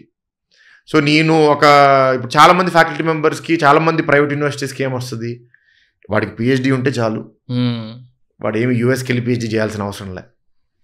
సో నాకు అట్లాంటి సో గీతంలో నేనేమంటానంటే మనిషి మంచి సబ్జెక్ట్ ఉంటే పిహెచ్డి లేకపోయినా తీసుకోండి, పనికిరానోడికి పిహెచ్డి ఉందని తీసుకోవద్దు. రైట్. అలా తీసుకుంటే ర్యాంకింగ్స్లో పెరుగుతాం, కానీ మనం పిల్లలు దెబ్బతింటారు. అవునవును. సో ఇట్లా చాలా కాన్ఫ్లిక్టింగ్ ఇన్సెంటివ్స్ ర్యాంకింగ్లో ఉన్నాయి. సో షార్ట్ టర్మ్లో ర్యాంకింగ్స్లో బాగా చేయొచ్చు, కానీ వ్యవస్థ లాంగ్ టర్మ్ డ్యామేజ్ అవుతుంది. అర్థమైంది. ఆల్సో మీరు ఒక ఇంటర్వ్యూలో మాట్లాడుతున్నప్పుడు your mentioning about average cost per student గీతంకి ఎంత ఖర్చు అవుతుందని 3.5 lakhs చెప్పినట్టున్నారు నాకు గుర్తున్న తరగతి. ఒక 10 months back. Cost of living కలిపి అన్ని కలిపి హాస్టల్, ఫుడ్, ట్యూషన్ అంతా కలిపి యావరేజ్ కాస్ట్ 3.5 lakhs. మీకైతే ఖర్చు ఒక్కొక్కరి మీద 3.5 lakhs per year. జనరల్ ఏం చేస్తాం మనము, ఓవరాల్ ఖర్చు ఎంత అయింది దాని మీద మనం ఎంతమందికి స్పెండ్ చేస్తున్నాం డివైడ్ చేసుకుంటే యావరేజ్ వచ్చేస్తుంది. బట్ నాకు ఒక డౌట్ ఏమంటుందంటే డీమ్ టు బి యూనివర్సిటీ అన్నప్పుడు who will count, I mean who will measure the metrics, అంటే ఎంతమందికి మీరు డివైడ్ చేసుకోవాలా? ఇప్పుడు ఎగ్జాంపుల్ 100 మంది ఉన్న క్లాస్ రూమ్ కి 3 కోట్లు ఖర్చు అయింది అనుకోండి, మనిషికి 3 లక్షలు ఖర్చు అయినట్టు మనకి అప్రాక్సిమేట్ చేస్తే. ఇప్పుడు అక్కడ మనం 100 కాదు 150 మందిని కూర్చోబెట్టినాం అనుకోండి, నేచురల్లీ యావరేజ్ కాస్ట్ తగ్గిపోతుంది. సో ఇట్లా ఎవరు మెజర్ చేస్తారు దీన్ని అనేది ఒక క్వశ్చన్ ఉండింది. అంటే కొన్ని మెట్రిక్స్ ఉన్నాయి, ఏఐసిటికి యూజీసీకి ఉన్నాయి, కానీ మెట్రిక్ బేస్డ్ అప్రోచ్ ఎప్పుడు వర్క్ అవ్వదు. కొంతవరకు అది గైడెన్స్గా వాడచ్చు, కానీ అది రూల్గా మార్చకూడదు. ఇప్పుడు సపోజ్ నేను చెప్తాను నువ్వు క్లాస్ రూమ్కి 60 పీపుల్నే కూర్చోబెట్టాలి అని, నాకు చాలా మంచి టీచర్ ఉంటాడు, 150 మందికి నేర్పించే కెపాసిటీ ఉన్నాడు, 60 మందికి తనని లిమిట్ చేయాల్సి వస్తుంది. అలానే కొన్ని సబ్జెక్ట్స్ నేను 20 మందికే నేర్పించాలి, కానీ అదే క్లాస్లో నేను 60 మందిని కూర్చోబెడితే ఎవరు సరిగ్గా నేర్చుకోరు. సో దేర్ ఆర్ ఛాలెంజెస్, ఒక్కొక్క సబ్జెక్ట్ ఒక్కొక్క విధంగా నేర్పించాలి, దానికి వేరే వేరే. సో అందుకే ఏదైనా సరే మెట్రిక్స్ గైడెన్స్గా ఇవ్వాలి, కానీ దాన్ని స్ట్రిక్ట్ రూల్ చేసేస్తే మన ఫ్రీడమ్ ఫ్లెక్సిబిలిటీ పోయినప్పుడు మన ఎడ్యుకేషన్ దెబ్బతింటది. ఇదెందుకు అడిగినానంటే కాస్ట్ ఎక్కువ ఉంది కదా అని ఎక్కువ మంది నోటిఫికేషన్ అనుకోండి, అగైన్ క్వాలిటీ మారిపోతుంది. అందుకే స్పెసిఫిక్ అడిగాను, ఏదైనా కంట్రోల్ సిస్టమ్ ఉందా దీనికి, క్లాస్ లో ఎంతమందిని కూర్చోబెట్టాలి అని చెప్పి. ఇప్పుడు మేము కూడా అకాడమీలో 15 మందిని కూర్చోబెట్టాలి, 20 మందిని కూర్చోబెట్టాలని 4-5 రోజులు చర్చ జరిగింది. ఆ తర్వాత ఫిక్స్ చేసుకున్నాం ద సేమ్ వే. మన సమాజంలో ఆశ, ఆస్పిరేషన్స్ అనేది అవకాశాలతో అనుగుణంగా పెరగాలి. దాని అర్థం ఏంటి అంటే ఇవాళ మనకి లక్షల మంది సివిల్ ఇంజనీర్స్ కావాలి, కానీ ఎవరు సివిల్ ఇంజనీరింగ్ చదవట్లేదు. మనకి ప్లంబర్స్ కావాలి, మనకి మేస్త్రీలు కావాలి, మనకి కాంట్రాక్ట్ లేబరర్స్ కావాలి, రాడ్ బెండింగ్ లేబరర్స్ కావాలి, దొరకట్లేదు. ఎందుకు దొరకట్లేదు? సోమరిపోతులు అయిపోయారు, ఆశలు పెరిగిపోయినాయి, దానికి తగ్గట్టుగా అవకాశాలు లేవు. సో దట్ వే పాలిటిషియన్స్కి, పొలిటికల్ పార్టీస్కి, గవర్నమెంట్స్కి చాలా బాధ్యత ఉంది. ఎక్స్పెక్టేషన్ మేనేజ్మెంట్ మనం సరిగ్గా చేసుకోవాలి. అందరినీ నేను ఇంజనీర్ చేసేస్తాను, అందరినీ నేను డాక్టర్ చేసేస్తాను అంటే అంత ఇంజనీరింగ్ ఉద్యోగాలు లేవు, అన్ని డాక్టర్లు అవసరం లేదు. చదివి లాభం ఏంటి? ఆ డిగ్రీ పేపర్ డౌట్ వచ్చింది నాకు. 20 above సెక్షన్స్ సిఎస్సికి ఉన్నాయి, మెకానికల్ కి వాటికి వీటికి ఒక పడిపోయినాయి, అసలు ఒక సెక్షన్ కూడా అవ్వట్లేదు. ఎగ్జాక్ట్లీ. మరి దానికి ఏం చేయాలి? అది సమాజం మారాలి, మనం వెంటనే మనం అది మార్చలేము. ఇప్పుడు ఏంటంటే ఒక వేవ్ నడుస్తుంది. వేవ్ ఏంటి అంటే ఐటీ ఉద్యోగం వచ్చేస్తే ఒక 40,000 50,000 జీతంతో ఏసీ ఆఫీస్లో ఉద్యోగం దొరికేస్తుంది. మనం విదేశీ విద్యకి వెళ్తే ఇంకా ఎక్కువ మనం యూఎస్లోనే చదువుకోవచ్చు. అది మెల్లగా ఇవాళ ఆర్టిఫిషియల్ ఇంటెలిజెన్స్ ద్వారా తగ్గిపోతుంది. ఇప్పుడు బేసిక్ కంప్యూటర్ సైన్స్ చేసేవాడికి రేపు ఇవాళ ఉన్న అవకాశాలు ఉండవు.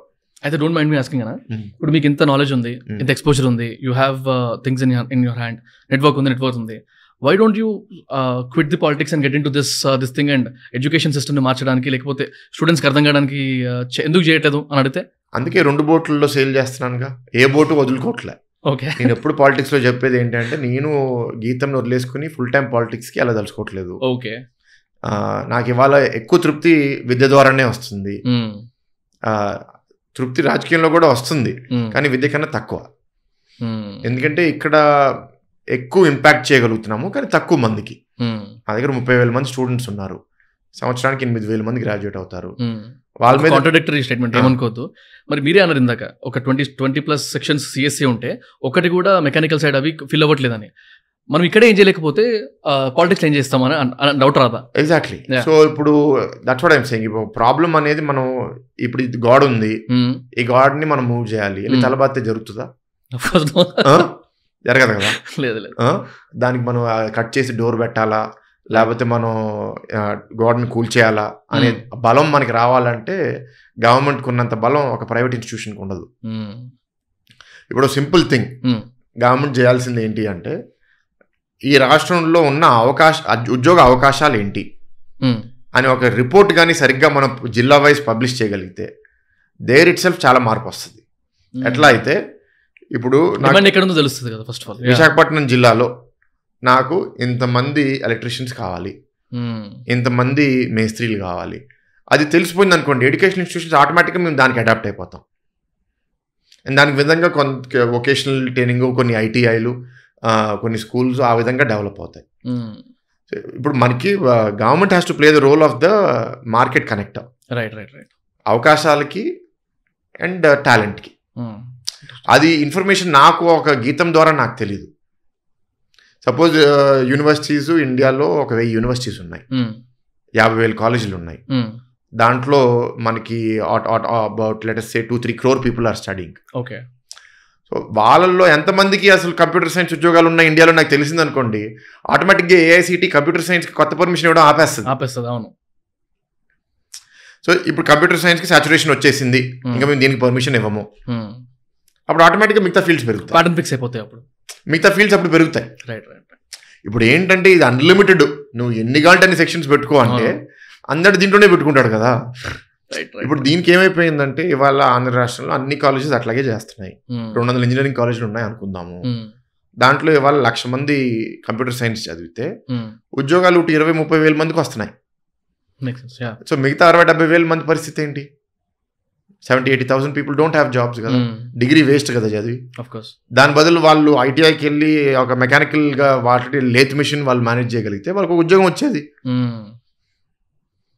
సో ఆ supply demand miss match through information మనం త్రూ గవర్నమెంట్ మనం బాగా, లేకపోతే ఈవెన్ ఎక్స్టర్నల్ బాడీస్, నాస్కామ్ లాంటి స్కిల్లింగ్ బాడీస్ ఉన్నాయి, వాళ్ళు కూడా పబ్లిష్ చేయగలిగితే చాలు. Got it.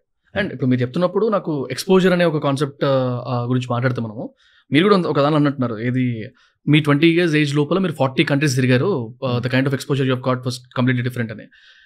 Parental pressures versus exposure, ఈ రెండింటి గురించి మాట్లాడితే నాకు ఎప్పుడు రెండు అగేన్స్టే ఉంటాయి అనిపిస్తుంది. ఎంత ప్రెషర్ఫుల్గా స్టూడెంట్ ఫీల్ అయితే అంత ఎక్స్పోజర్కి అగేన్స్ట్ అయిపోతాడు, అంటే అవే అయిపోతాడు. వాడు ఒక ప్యాటర్న్ని ఫిక్స్ చేసుకొని పేరెంట్స్ చెప్పినట్టు వెళ్ళిపోవాలని. ఈ పర్టికులర్ కాన్సెప్ట్ మీద మీ థాట్ ప్రాసెస్ ఏంటి? మనం ఎప్పుడైనా సరే ఎక్స్పోజర్ ఇస్తే దానివల్ల చాలా మంచి ఉంది, చాలా చెడు కూడా ఉంది. రైట్. కొన్నిసార్లు అది మన చేతిలో లేదు, ఫ్రీగా వదిలేస్తాం అబ్బాయిని. ఇప్పుడు వాడు ఆల్కహాల్కో, సిగరెట్స్కో, డ్రగ్స్ లొంగిపోయాడు అనుకో, తప్పుదారులు వెళ్ళాడు అనుకోండి, ఇంకా తిరిగి ఎప్పుడు రాడు. ఇప్పుడు వాడు చాలా రెక్లెస్గా హెల్మెట్ తీసుకోకుండా బైక్, మా దగ్గర కూడా పిల్లలు లాస్ట్ 6 months ఒకరు ఇద్దరు చనిపోయారు బైక్ యాక్సిడెంట్స్లో. హెల్మెట్ వేసుకోవడం అనేది రెస్పాన్సిబిలిటీ, కానీ ఆ వయసులో ఉడుకు రక్తం ఉన్నోడికి అది తెలియదు. సో ఎక్స్పోజర్ ఇవ్వడం వల్ల ఈ రిస్క్స్ ఉంటాయి. మనం ఎక్కువ ఎక్స్పోజర్ ఇచ్చి ఎక్కువ ఫ్రీడమ్ ఇచ్చేస్తే వాడు కాలు ఇరిగి వాడు ఇంటికి వస్తే పర్వాలేదు, వాడు నేర్చుకుంటాడు దాని నుంచి. నెక్స్ట్ టైం కాలు ఇరగకుండా చచ్చిపోతే తిరిగి తెచ్చుకోలేదు. సో అందుకే గతంలో మీరు చూస్తే వాళ్ళు ఒక్కొక్క ఇంట్లో 4-5, కొన్ని ఇంట్లో 10 పిల్లలు పుట్టితే దాంట్లో 1-2 చనిపోయినా నాకు ఇంకా 8 మంది ఉన్నారని ఉండేది. కానీ ఇవాళ పర్టికులర్గా అర్బన్ ఏరియాస్లో న్యూక్లియర్ ఫ్యామిలీస్లో మహా అయితే 2 పిల్లలు, majority middle class and above హౌస్ హోల్డ్స్లో 1 or 2 children అంతే. సో ఇప్పుడు ఆ ఉన్న 1 or 2కి ఏదన్నా అయితే నేను తట్టుకోలేను అనేది పేరెంటల్ ప్రెషర్ పెరిగిపోతుంది. సో ఆ ప్రెషర్లో నేను బయటకు వెళ్ళనివ్వను, నేను ఇచ్చేనివ్వను, వచ్చేనివ్వను అని వాళ్ళని కంట్రోల్ చేసి వాళ్ళు బతుకుతున్నారు. కానీ వాళ్ళ బతుకు మంచి బతుకు కాదు, ఫిజికల్ హామే కాదు, కెరియర్లో కూడా వాళ్ళు మానసికంగా దెబ్బతింటారు. మనకి తల్లిదండ్రులుగా భయం ఏంటంటే నా కొడుకు ఏదన్నా అవరాని తాగితే నేను తట్టుకోగలుగుతానా అనే భయంతో మనం కంట్రోల్ చేస్తాము. సో అది ఎప్పటికీ మన చేతిలో లేదు, అది దైవ నిర్ణయం. ఇప్పుడు నేను కూడా వెళ్ళిన కంట్రీస్లో ఒక చిన్న ఇటు ఒక స్ప్లిట్ సెకండ్ ఇటు అయితే చచ్చిపోయేవాడు నేను కూడా. ఒకసారి ఒక బీచ్లో ఆల్మోస్ట్ మా కజిన్స్ 2 కొట్టుకుపోయారు, వాళ్ళు లాక్కొని వచ్చాము. So these are all split second things, అది మన చేతిలో లేవు. అది యాక్సిడెంట్ కొంచెం మనం సరైన టైంలో లెఫ్ట్ తిప్పడం వల్ల బతికాము, అది ఎక్కడైనా జరగచ్చు కదా. అవునవును, ఎవ్రీథింగ్ హ్యాస్ 2 sides. దీనికి కొంచెం కనెక్టెడ్ అన్న, ఇందాక మీరు ఇచ్చిన ఆన్సర్కి కొంచెం కనెక్టెడ్ అనుకోండి. ఇప్పుడు నేనే ఒక స్టూడెంట్ని, ఇప్పుడు కొత్తగా మెంటాలిటీ ఎలా మారాలంటున్నారు, క్వశ్చనింగ్ మెంటాలిటీ ఉండాలా లేకపోతే ఎక్స్ప్లోర్ చేయాలి, ఈ టైప్లో ఉన్నప్పుడు నేను ఒకవేళ సే ఫర్ సపోజ్ గీతం కాలేజ్లో జాయిన్ అయినా, ఎంబీఏకో దేనికో జాయిన్ అయినా, నాకు మార్కెటింగ్ క్లాసెస్ ఉన్నాయి, బిజినెస్ రిలేటెడ్ క్లాసెస్ ఉన్నాయి, మల్టిపుల్ ప్రాక్టికల్ నాలెడ్జ్ క్లాసెస్ ఉన్నాయి. నాకు ఇప్పుడు చెప్పిన వాళ్ళు ఇప్పుడు ఫ్యాకల్టీ వచ్చిన తర్వాత నేను ఫస్ట్ క్వశ్చన్ అడిగిన ఎగ్జాంపుల్ బిజినెస్ రిలేటెడ్ అనుకోండి, బిజినెస్ డెవలప్మెంట్ గురించి ఉందనుకోండి, మీరు ఎన్ని స్టార్ట్అప్స్ చేసి పెట్టారు, ఎన్ని ఎగ్జిట్స్ తీసుకున్నారు, లేకపోతే ఎన్ని స్టార్ట్అప్స్ మీ కింద ఉన్న స్టూడెంట్స్ పెట్టి బయటికి వచ్చినారు అనే ఒక క్వశ్చన్ అడిగినాను అనుకోండి. ఇప్పుడు నాకు బిజినెస్ గురించి నేర్పాలన్నప్పుడు మీకు ఎంత క్రెడిబిలిటీ ఉందో నాకు ఒక క్వశ్చన్ వచ్చి ఉండొచ్చు, బికాస్ నేను గీతం పేరు తీసుకుని పోయినాడికి. సేమ్ థింగ్ మార్కెటింగ్ గురించి, డిజిటల్ మార్కెటింగ్ గురించి చెప్తారు, లేకపోతే ఆన్లైన్ మార్కెటింగ్, ఆఫ్లైన్ మార్కెటింగ్ అన్ని మాట్లాడినప్పుడు మీరు ఎంత స్పెండ్ చేశారు మార్కెటింగ్ మీద ఇంతవరకు, ఏ బిజినెస్ గురించి వర్క్ చేశారు అనే ఒక క్వశ్చన్ నాకు వచ్చింది అనుకోండి, నేను ఇది అడగొద్దా?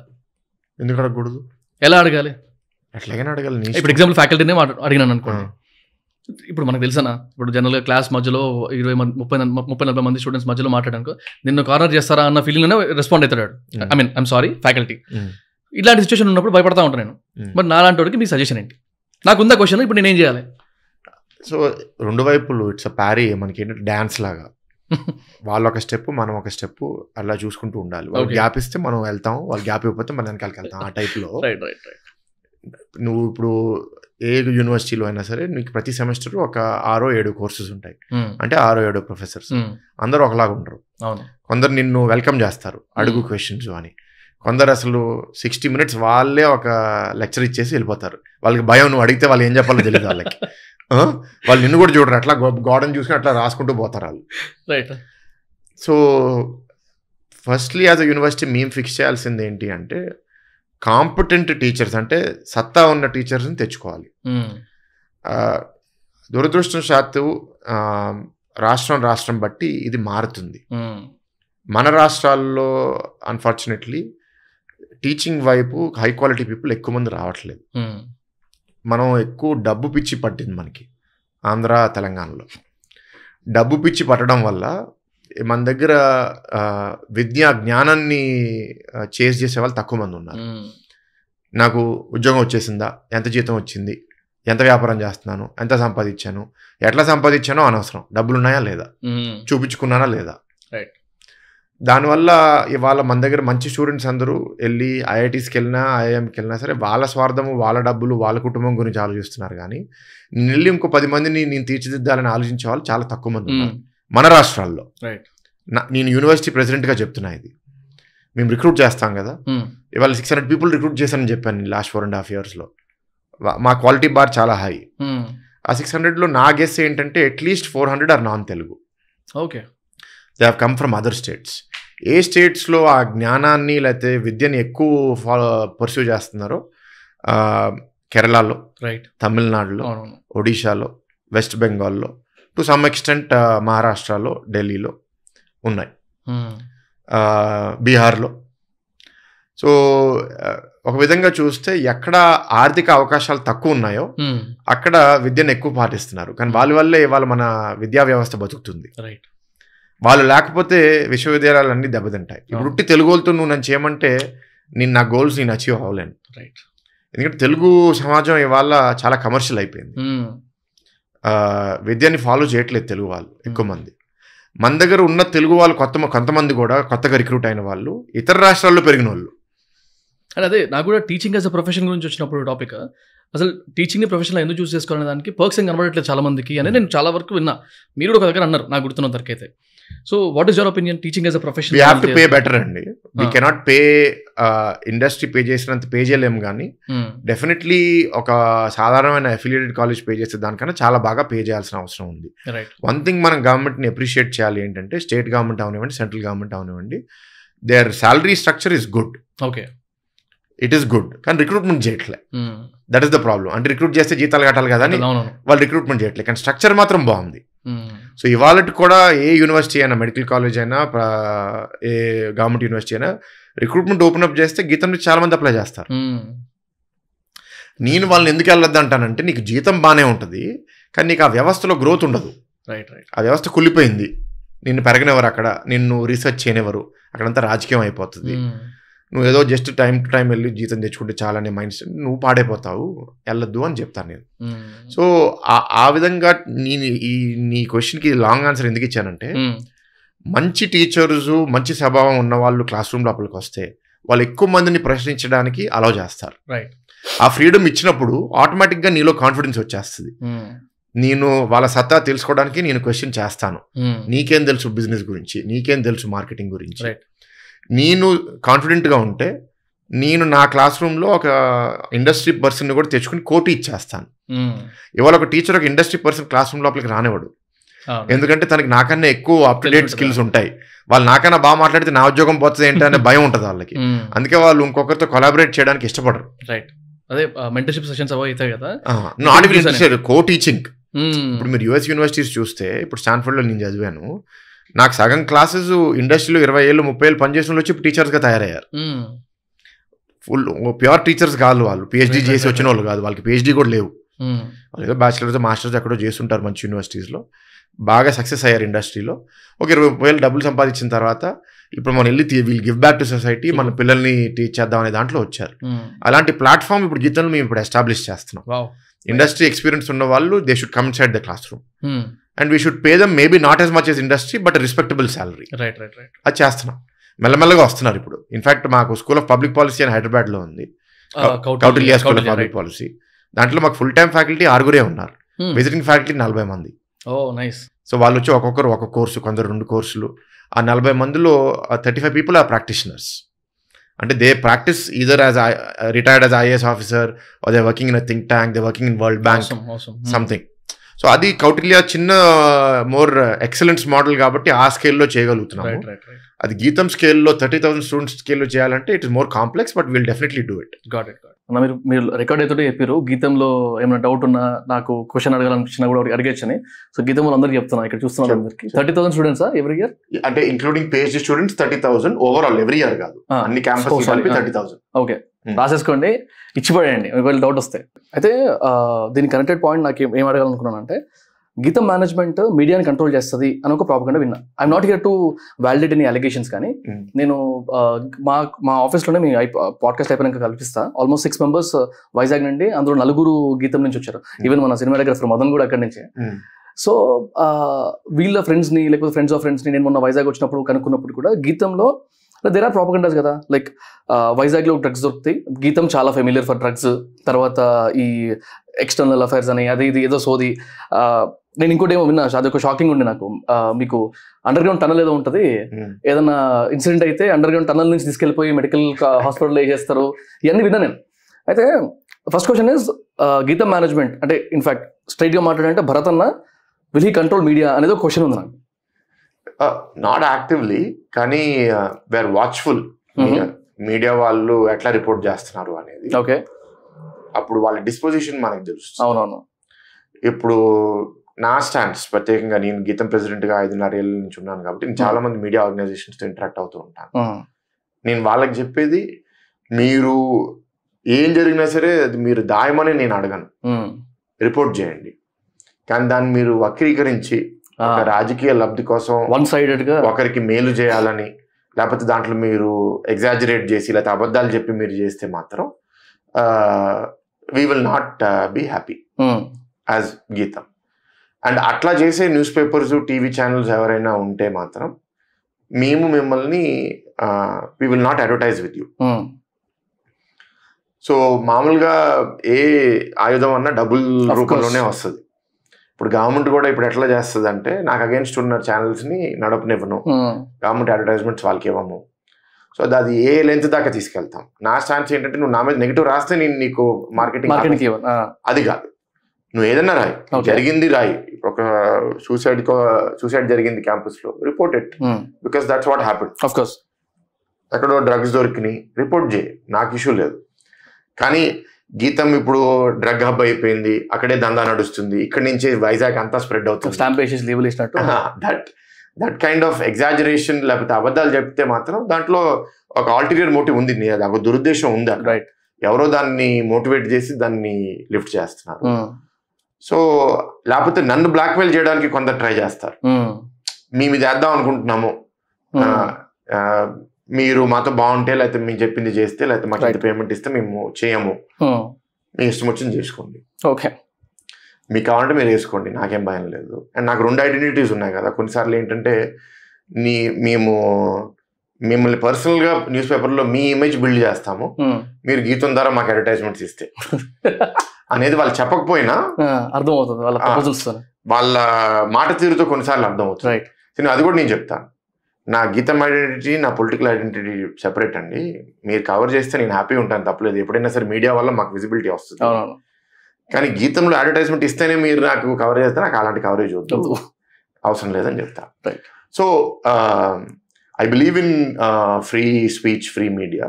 కానీ ఇవాళ అది లేదు. అన్ఫార్చునేట్గా ఏంటంటే ప్రపంచవ్యాప్తంగా, ఇటు భారతదేశంలో, తెలుగు రాష్ట్రాల్లో కాదు, మధ్యలో మీడియా బతకడం అనేది చాలా కష్టం అయిపోయింది. ఏదో ఒక సైడ్ తీసుకోవాల్సి వస్తుంది. సో ఒక పీరియడ్ ఆఫ్ టైం తర్వాత అయితే చేయాల్సి వస్తుంది. ఎందుకంటే ఇప్పుడు ఏమైపోతుంది అంటే న్యూట్రల్ మీడియా కూడా ఉంటాడు, 2 స్ట్రాంగ్ పొలిటికల్ పార్టీస్ ఉంటాయి. ఇప్పుడు నేను ఒకవేళ ఈ పార్టీ మీద నెగిటివ్ రాశాను అనుకోండి, వీళ్ళని డిసౌండ్ చేసేస్తారు. రైట్. అప్పుడు వీళ్ళు సపోర్ట్ చేస్తారు అనుకుంటే వీళ్ళ మీద కూడా ఇంకో రోజు నెగిటివ్ రాశాను, వీళ్ళు డిసౌండ్ చేసేస్తారు. ఇద్దరు డిసౌండ్ చేసేస్తే నాకు అసలు majority funding news paper advertisement government నుంచి వస్తుంది. నేను చచ్చిపోతాను. సో నేను ఏంటంటే ఎట్లీస్ట్ సరే 5 ఏళ్ళు నేను దీనికి అగేన్స్ట్ కున్నా, ఇంకో 5 ఏళ్ళు వీళ్ళు గవర్నమెంట్లో వస్తే వీళ్ళనే సపోర్ట్ చేస్తారు కదా అని వాళ్ళు సైడ్స్ తీసుకోవడం మొదలు పెడతారు. ఇంకోటి ఏంటి అంటే కొందరు ఇంకా బలవంతులు, కాదు నాకు గవర్నమెంట్ అడ్వర్టైజింగ్ లేకపోయినా సరే నేను బతుకుతాను అనుకున్న వాళ్ళకి గవర్నమెంట్ చాలా బలంగా అయిపోయి కార్పొరేట్ స్పాన్సర్స్ కూడా వెళ్ళి భయపెడతారు. మీరు పలానా దీంట్లో మీరు అడ్వర్టైజ్మెంట్ చేయడానికి వీల్లేదు, మీరు కానీ మా స్టేట్ నుంచి ఆ న్యూస్ పేపర్కి మీరు అడ్వర్టైజ్మెంట్ ఇస్తే మీ ప్రాజెక్ట్స్, మీ పర్మిషన్స్ కూడా మేము ఆపేస్తాం. ఆ లెవెల్కి వెళ్ళిపోయింది, నేషన్లో వెళ్ళిపోయింది, స్టేట్లో వెళ్ళిపోయింది. So media management is a very very real thing. వ్యవస్థలు మేనేజ్ చేస్తున్నారు, వ్యక్తులు కూడా మేనేజ్ చేస్తున్నారు. అండ్ అవతల వైపు మీడియా కూడా దానికి రియాక్ట్ అవుతూ కొందరిలో బ్లాక్మెయిలింగ్ టెండెన్సీస్ కూడా వచ్చేసి, అది కొన్నిసార్లు రిపోర్టర్లు చేస్తారు, కొన్నిసార్లు మేనేజ్మెంటే చేస్తారు. ఎన్నిట్లో మనం బతకాలి అంటే భయం వేస్తా ఉంటుంది ఇట్లాంటి వింటుంటే. How do we read between the lines చెప్పుకుంటూ పోతే ఫ్రీ స్పీచ్ అనేది చాలా తక్కువ. అదే కదా. ఇక్కడ తెలంగాణలో అయితే లిటరల్ గా ఒక 1.5 months, 2.5 months ఎలక్షన్స్ అవ్వక ముందుకు కొన్ని న్యూస్ ఛానల్స్ థంబ్నెయిల్స్ అన్ని ఒక రకంగా ఉండేవి. ఇప్పుడు సడన్ గా మారిపోయినాయి, ఎగ్జాక్ట్ షిఫ్ట్ అయిపోయింది. ఆల్సో ఇంకొక రీసెంట్లీ బర్నింగ్ ఇష్యూ కానీ లేకపోతే మల్టిపుల్ టైమ్స్ డిబేట్స్లో వింటున్నది ఏంటంటే ఏపీలో ఈ ఇంగ్లీష్ మీడియం గురించి బాగా డిబేట్స్ వింటున్నా. అంటే అసలు ఈ గొడవ ఏంది అనేది ఒకటి క్లారిటీ తీసుకుందాం అనుకున్నా. ది సేమ్ థింగ్ వైసీపీ నుంచి కానీ ఇది రూలింగ్ పార్టీ నుంచి వచ్చిన వాళ్ళని కూడా అడుగుతా ఖచ్చితంగా. So what is your opinion? అసలు ఇది ఓన్లీ వాళ్ళ మూవ్ తీసుకొచ్చినారు కాబట్టి ఆ నెగిటివిటీ స్ప్రెడ్ చేసినట్టే అనిపిస్తుంది నాకైతే. But what is your take on it? అంటే ఇప్పుడు ఇవాళ ప్రపంచవ్యాప్తంగా English is one of the major languages of business. Of course. So English బాగా తెలిస్తే మన పిల్లలు వెళ్ళి they can succeed in other countries. ఇండియాలో కూడా మోడ్ ఆఫ్ బిజినెస్ మేజర్గా ఇంగ్లీషే.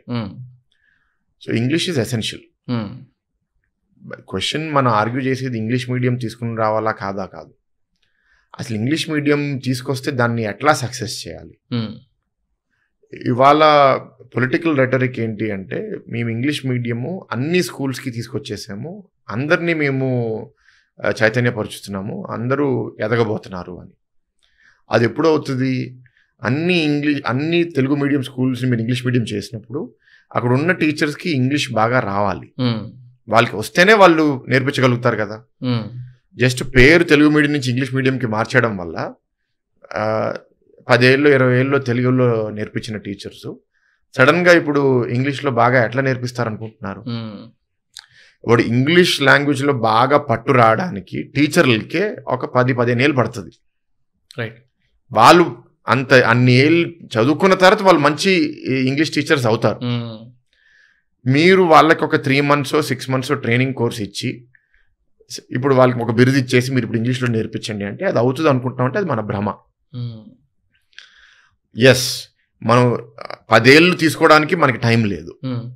సో దాని మీద ఏదో ఒక మనం జుగాడు చేయాలి. ఇంగ్లీష్ మన తెలుగు టీచర్స్ కూడా ఇంగ్లీష్ మనం ఫాస్ట్గా నేర్పించగలగాలి. లేకపోతే మనం కొత్త వాళ్ళని ఇంగ్లీష్ తెలిసిన వాళ్ళని టీచర్స్గా రిక్రూట్ చేసుకోవాలి. సో ఇప్పుడు మన క్వశ్చన్ ఇప్పుడు ఏంటి అంటే 2 విధాలుగా ఉన్న వాళ్ళకి మీరు ఇచ్చిన ట్రైనింగ్ వల్ల వాళ్ళు ఎంత ఇంగ్లీష్ డెవలప్ అయింది టీచర్స్ది? నా ప్రకారం చాలా తక్కువ. So that is the first failure. Second is మీరు డిఎస్సి ద్వారా కొత్త టీచర్స్ని రిక్రూట్ చేసుకోవచ్చు కదా. అసలు డిఎస్సి రిక్రూట్మెంట్ సరిగ్గా జరగలేదు 5 ఏళ్ళు. రైట్. సో మీరేంటి అంటే మాటకి పాలిటిక్స్ కోసం మీరు ఇంగ్లీష్ మీడియం చేశారంటున్నారు, కానీ మీరు గత 5 ఏళ్ళుగా 20,000 టీచర్స్ ఇంగ్లీష్లో చదువుకున్న వాళ్ళని తీసుకున్నారని చెప్పండి. Then we will say okay it's a good decision. Right. అది చేయలేదు. తెలుగుదేశం పార్టీలో మేము ఏం చేసామంటే ఇంగ్లీష్ మీడియం ఈజ్ నెసెసరీ, కానీ అది వెంటనే జరగదు కాబట్టి ఫస్ట్ అర్బన్ ఏరియాస్ మున్సిపాలిటీస్లో ఉన్న స్కూల్స్కి ఫస్ట్ ఇంగ్లీష్ మీడియం పెట్టి అక్కడ సక్సెస్ అయిన తర్వాత దాని తర్వాత మనం పెరి అర్బన్ రూరల్ ఏరియాస్కి వెళ్ళి అక్కడ కూడా డెవలప్ చేస్తాము. ఒక ఫేజ్ వైజ్ ప్లాన్ వేసాం over the next 5 to 10 years అందరినీ చేద్దామని. ఒక సిగ్నేచర్ వల్ల అది అవ్వదు అనేది మన పాయింట్. కానీ ఎప్పుడైనా సరే రాజకీయంలో నాకు వెంటనే వచ్చేస్తుంది అంటే ఎవరికైనా తృప్తిగా ఉంటుంది. సో ఆ ఏదైతే ఆశ ఉందో ఆ ఆశని సాటిస్ఫై చేయడానికి అలా పాలిటిక్స్ కోసం వాళ్ళు వాడుతున్నారు. నిజంగా పిల్లలు దానివల్ల అభివృద్ధి అయితే we'll be the happiest people. అది అవ్వట్లేదు, వాళ్ళు డ్యామేజ్ అవుతున్నారు. ఇంకోవైపు ఏంటి అంటే ఆ ఇంగ్లీష్ నేర్పించే ప్రయత్నంలో వాళ్ళు వాళ్ళ మాతృభాష కూడా నేర్చుకోవట్లేదు. మామూలుగా చైల్డ్కి డెవలప్మెంట్ లాంగ్వేజ్ ద్వారా అవుతుంది, భాష ద్వారా అవుతుంది. ఇప్పుడు ఆ భాష కూడా మనం క్లాస్ రూమ్లో ఎప్పుడైతే లేదో వాళ్ళు రాని ఇంగ్లీష్ నేర్చుకోరు, ఉన్న తెలుగు నేర్పించరు కాబట్టి అది కూడా డెవలప్ అవ్వదు. ఇంకోటి మామూలుగా ఇప్పుడు సపోజ్ పిల్లలకి మనం ఏదో నేర్పిస్తాం, వాళ్ళ ఇంటికి వెళ్ళి అది మాట్లాడితే తల్లిదండ్రులు వాళ్ళని కరెక్ట్ చేస్తారు. ఇప్పుడు నా అబ్బాయి ఉన్నాడు, ఇంగ్లీష్ ఏదో నేర్చుకుంటాడు, ఇంటికి వచ్చి నాతో మాట్లాడితే నాకు ఇంగ్లీష్ వచ్చు కాబట్టి అది ఇది కాదరా అది కాదరా నేను నేర్పిస్తాను. ఇప్పుడు మెజారిటీ హౌస్ హోల్డ్స్ ఆంధ్రాలో వాళ్ళు ఎవరికి ఇంగ్లీష్ రాదు. మీరు స్కూల్లో ఏదో ఒక తప్పు ఇంగ్లీష్ నేర్పిస్తే వాళ్ళ ఇంటికి వెళ్ళి మాట్లాడితే తల్లిదండ్రులకి అది తప్పని కూడా తెలియదు, వాళ్ళని సరిదిద్దడానికి తీర్చిదిద్దడానికి. సో వాళ్ళు ఆ తప్పు ఇంగ్లీష్తోనే ముందుకెళ్ళిపోతారు, ఆ కరెక్షన్ అనేది ఇంట్లో జరగట్లేదు. సో అందుకే మనం అనేది ఏంటి అంటే ఇప్పుడు 5 కోట్ల జనాభాకి మనం ఏ మార్పు చేయాలి అంటే ఒక సిగ్నేచర్తో అది అవ్వదు, దానికి చాలా సంవత్సరాలు చాలా శ్రమతోనే అది వస్తుంది. నిజాయితీగా మనం కష్టపడితే తప్పకుండా ఆ మార్పు మనం తీసుకుని రాగలుగుతాము.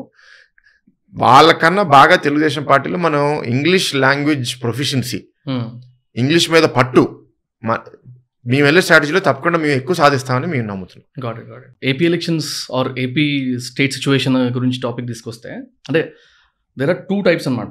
ఒకరేమో it's very good, again pro government anti government లాంటి ఉంటారు కదా. యాంటీ గవర్నమెంట్ దగ్గరికి వచ్చేసరికి అసలు ఎక్కడ ఇట్లాంటి సిచ్యువేషన్ లేదు అనే సిచ్యువేషన్ తీసుకొచ్చారు.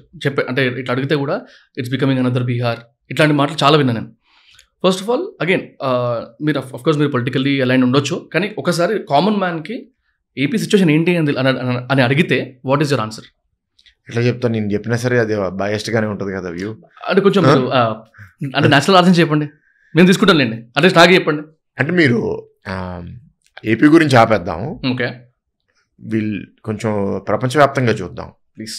కొన్ని ఎగ్జాంపుల్స్ ఇస్తాను. ఇప్పుడు మీరు బ్రెజిల్ తీసుకోండి, అక్కడ జనాభా ఇంచుమించు 20-25 కోట్లు ఉంటుంది. 96 to 2004 వాళ్ళకి ఒక వెరీ గుడ్ ప్రెసిడెంట్ ఉన్నారు, చంద్రబాబు నాయుడు గారు లాగా.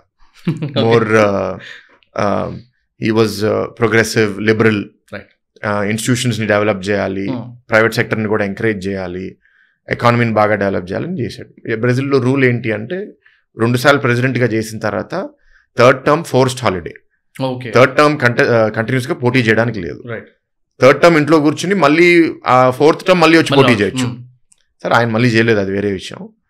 సో బట్ ఆయన టర్మ్ అయిపోయేసరికి లూలా అని ఒక చాలా మాస్ లేబర్ లీడర్ గెలిచాడు. ఆయన రెటరిక్ అంతా నేను మాసెస్ కోసం, ఇప్పుడు వచ్చిన వెల్త్ అంతా మాసెస్కి నేను ఇస్తాను, ఫ్రీబీ స్కీమ్స్ ఇస్తాను అంతా. వెరీ గుడ్ స్పోక్స్ పర్సన్, మాసెస్తో కనెక్ట్ అయ్యాడు. తను ఒక లెగసీ లీవ్ చేశాడు. ఆయన చేసాడు 8 ఏళ్ళు, దాని తర్వాత ఆయన సక్సెసర్ కూడా అయ్యారు. సో ఎప్పుడైనా సరే డెమోక్రసీలో ఈ సైకిల్స్ ఉంటాయి, అప్స్ అండ్ డౌన్స్, లిబరల్గా వెళ్ళడము, దాని తర్వాత కన్జర్వేటివ్గా రావడము. పీపుల్ అన్నీ కోరుకుంటారు, కానీ ఆశకి హద్దు లేదు, ఎవరు దానికి ఇవ్వలేరు. ఎప్పుడు ఎక్కువ ఒక సైడ్కి వెళ్ళిపోతే అవతల వైపు బాధపడితే మనం ఓడిపోతాం.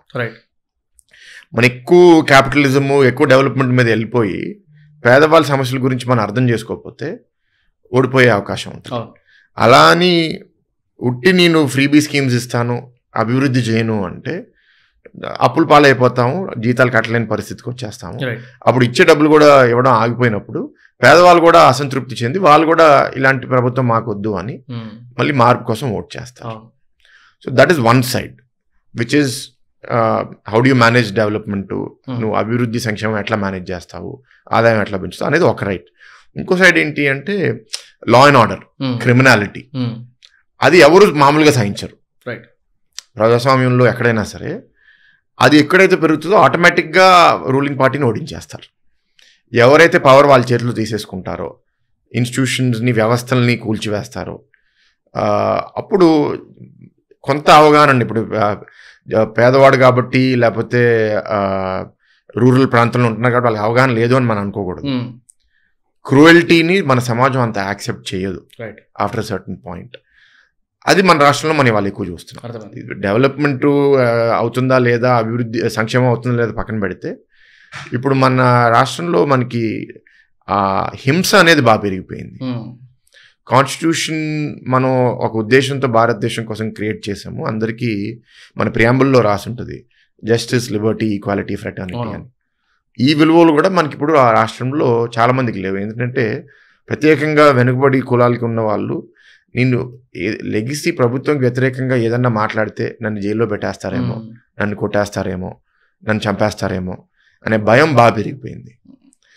అది అకెన్ టు బీహార్గా మనం కంపారిజన్గా చూపిస్తున్నాం. ఒకప్పుడు అక్కడ డకాయిట్లు పరిపాలించే వాళ్ళు, అక్కడ ట్రైన్ దారిలో మనం వెళ్తుంది, ట్రైన్ స్టాప్లో వచ్చేసి మనం కొట్టేసి మన సామాన్ తీసుకుని వెళ్ళిపోతారు. లాలెస్నెస్ అనేది ఇప్పుడు ఎప్పుడైనా సరే ఒక చిన్న తప్పు జరుగుతుంది, ఎవరు దొంగతనం చేస్తారు, మనం వాళ్ళని ఆపం. రేపు తను ఒకరిని చంపుతాడు, అయినా మనం ఆపం. రూలింగ్ పార్టీకి సంబంధించిన వాళ్ళే చంపినా మనం వాళ్ళని వదిలేస్తాం. అప్పుడు తన అనుచరులు చూసి మా అన్న చేశాడు కాబట్టి నేను చేస్తే పర్లేదు కదా అని వాళ్ళు చేస్తారు. వీళ్ళని చూసి కామన్ మ్యాన్ కూడా చేయడం మొదలు పెడతారు. సో అలా దిగజారుతూ పోతుంది. అప్పుడు వ్యవస్థ కూలిపోయిన తర్వాత మనకి మన ప్రాపర్టీ సేఫ్ గార్డ్ చేసుకోలేము, మన కుటుంబ సభ్యుల సేఫ్టీ గురించి మనం ధైర్యంగా ఉండలేము. అలాంటి ఎవరికి భయంలో బతకాలని లేదు. అది వాళ్ళ ఆంధ్ర రాష్ట్రంలో పెరుగుతుంది. అంటే చూసే వాళ్ళకి ఎట్లా ఉంటుంది అంటే, ఇప్పుడు నాకు కూడా మీరు చెప్తున్నారు కదా, ఇప్పుడు మీరు చెప్తున్నప్పుడు కొన్ని విజువలైజ్గా కనబడుతుంది, కొన్ని ఇట్లాంటివి అవుతున్నాయి అట్లాంటివి అవుతున్నాయని. బట్ గవర్నమెంట్లో రూలింగ్లో ఉన్న వాళ్ళు కూడా అంత గుడ్డిగా అయితే చేయరు కదా, వాళ్ళకి కూడా తెలిసే ఉంటుంది. They'll be having their own team and definitely పవర్లో ఉన్నప్పుడు వాళ్ళకి రావాల్సిన ఇన్ఫర్మేషన్, ఫస్ట్ హ్యాండ్ ఇన్ఫర్మేషన్ వస్తూనే ఉంటుంది. బట్ అంత గుడ్డిగా చేయరు కదా, ఇదంతా నెగిటివ్ ప్రాపగండానే అనిపించింది నాకు స్టార్టింగ్లో ఆలోచిస్తున్నప్పుడు. బట్ గోయింగ్ ఫార్వర్డ్ అన్ని చోట్ల నుంచి అదే కనబడుతుంది. అంటే how do we read between the lines అని ఆ థాట్ ప్రాసెస్లో మన లీడర్ ఆలోచన లేకపోతే పార్టీ ఆలోచన అనేది ఒక్కొక్క వ్యూహం ఒక్కొక్క స్ట్రాటజీలో వెళ్ళచ్చు.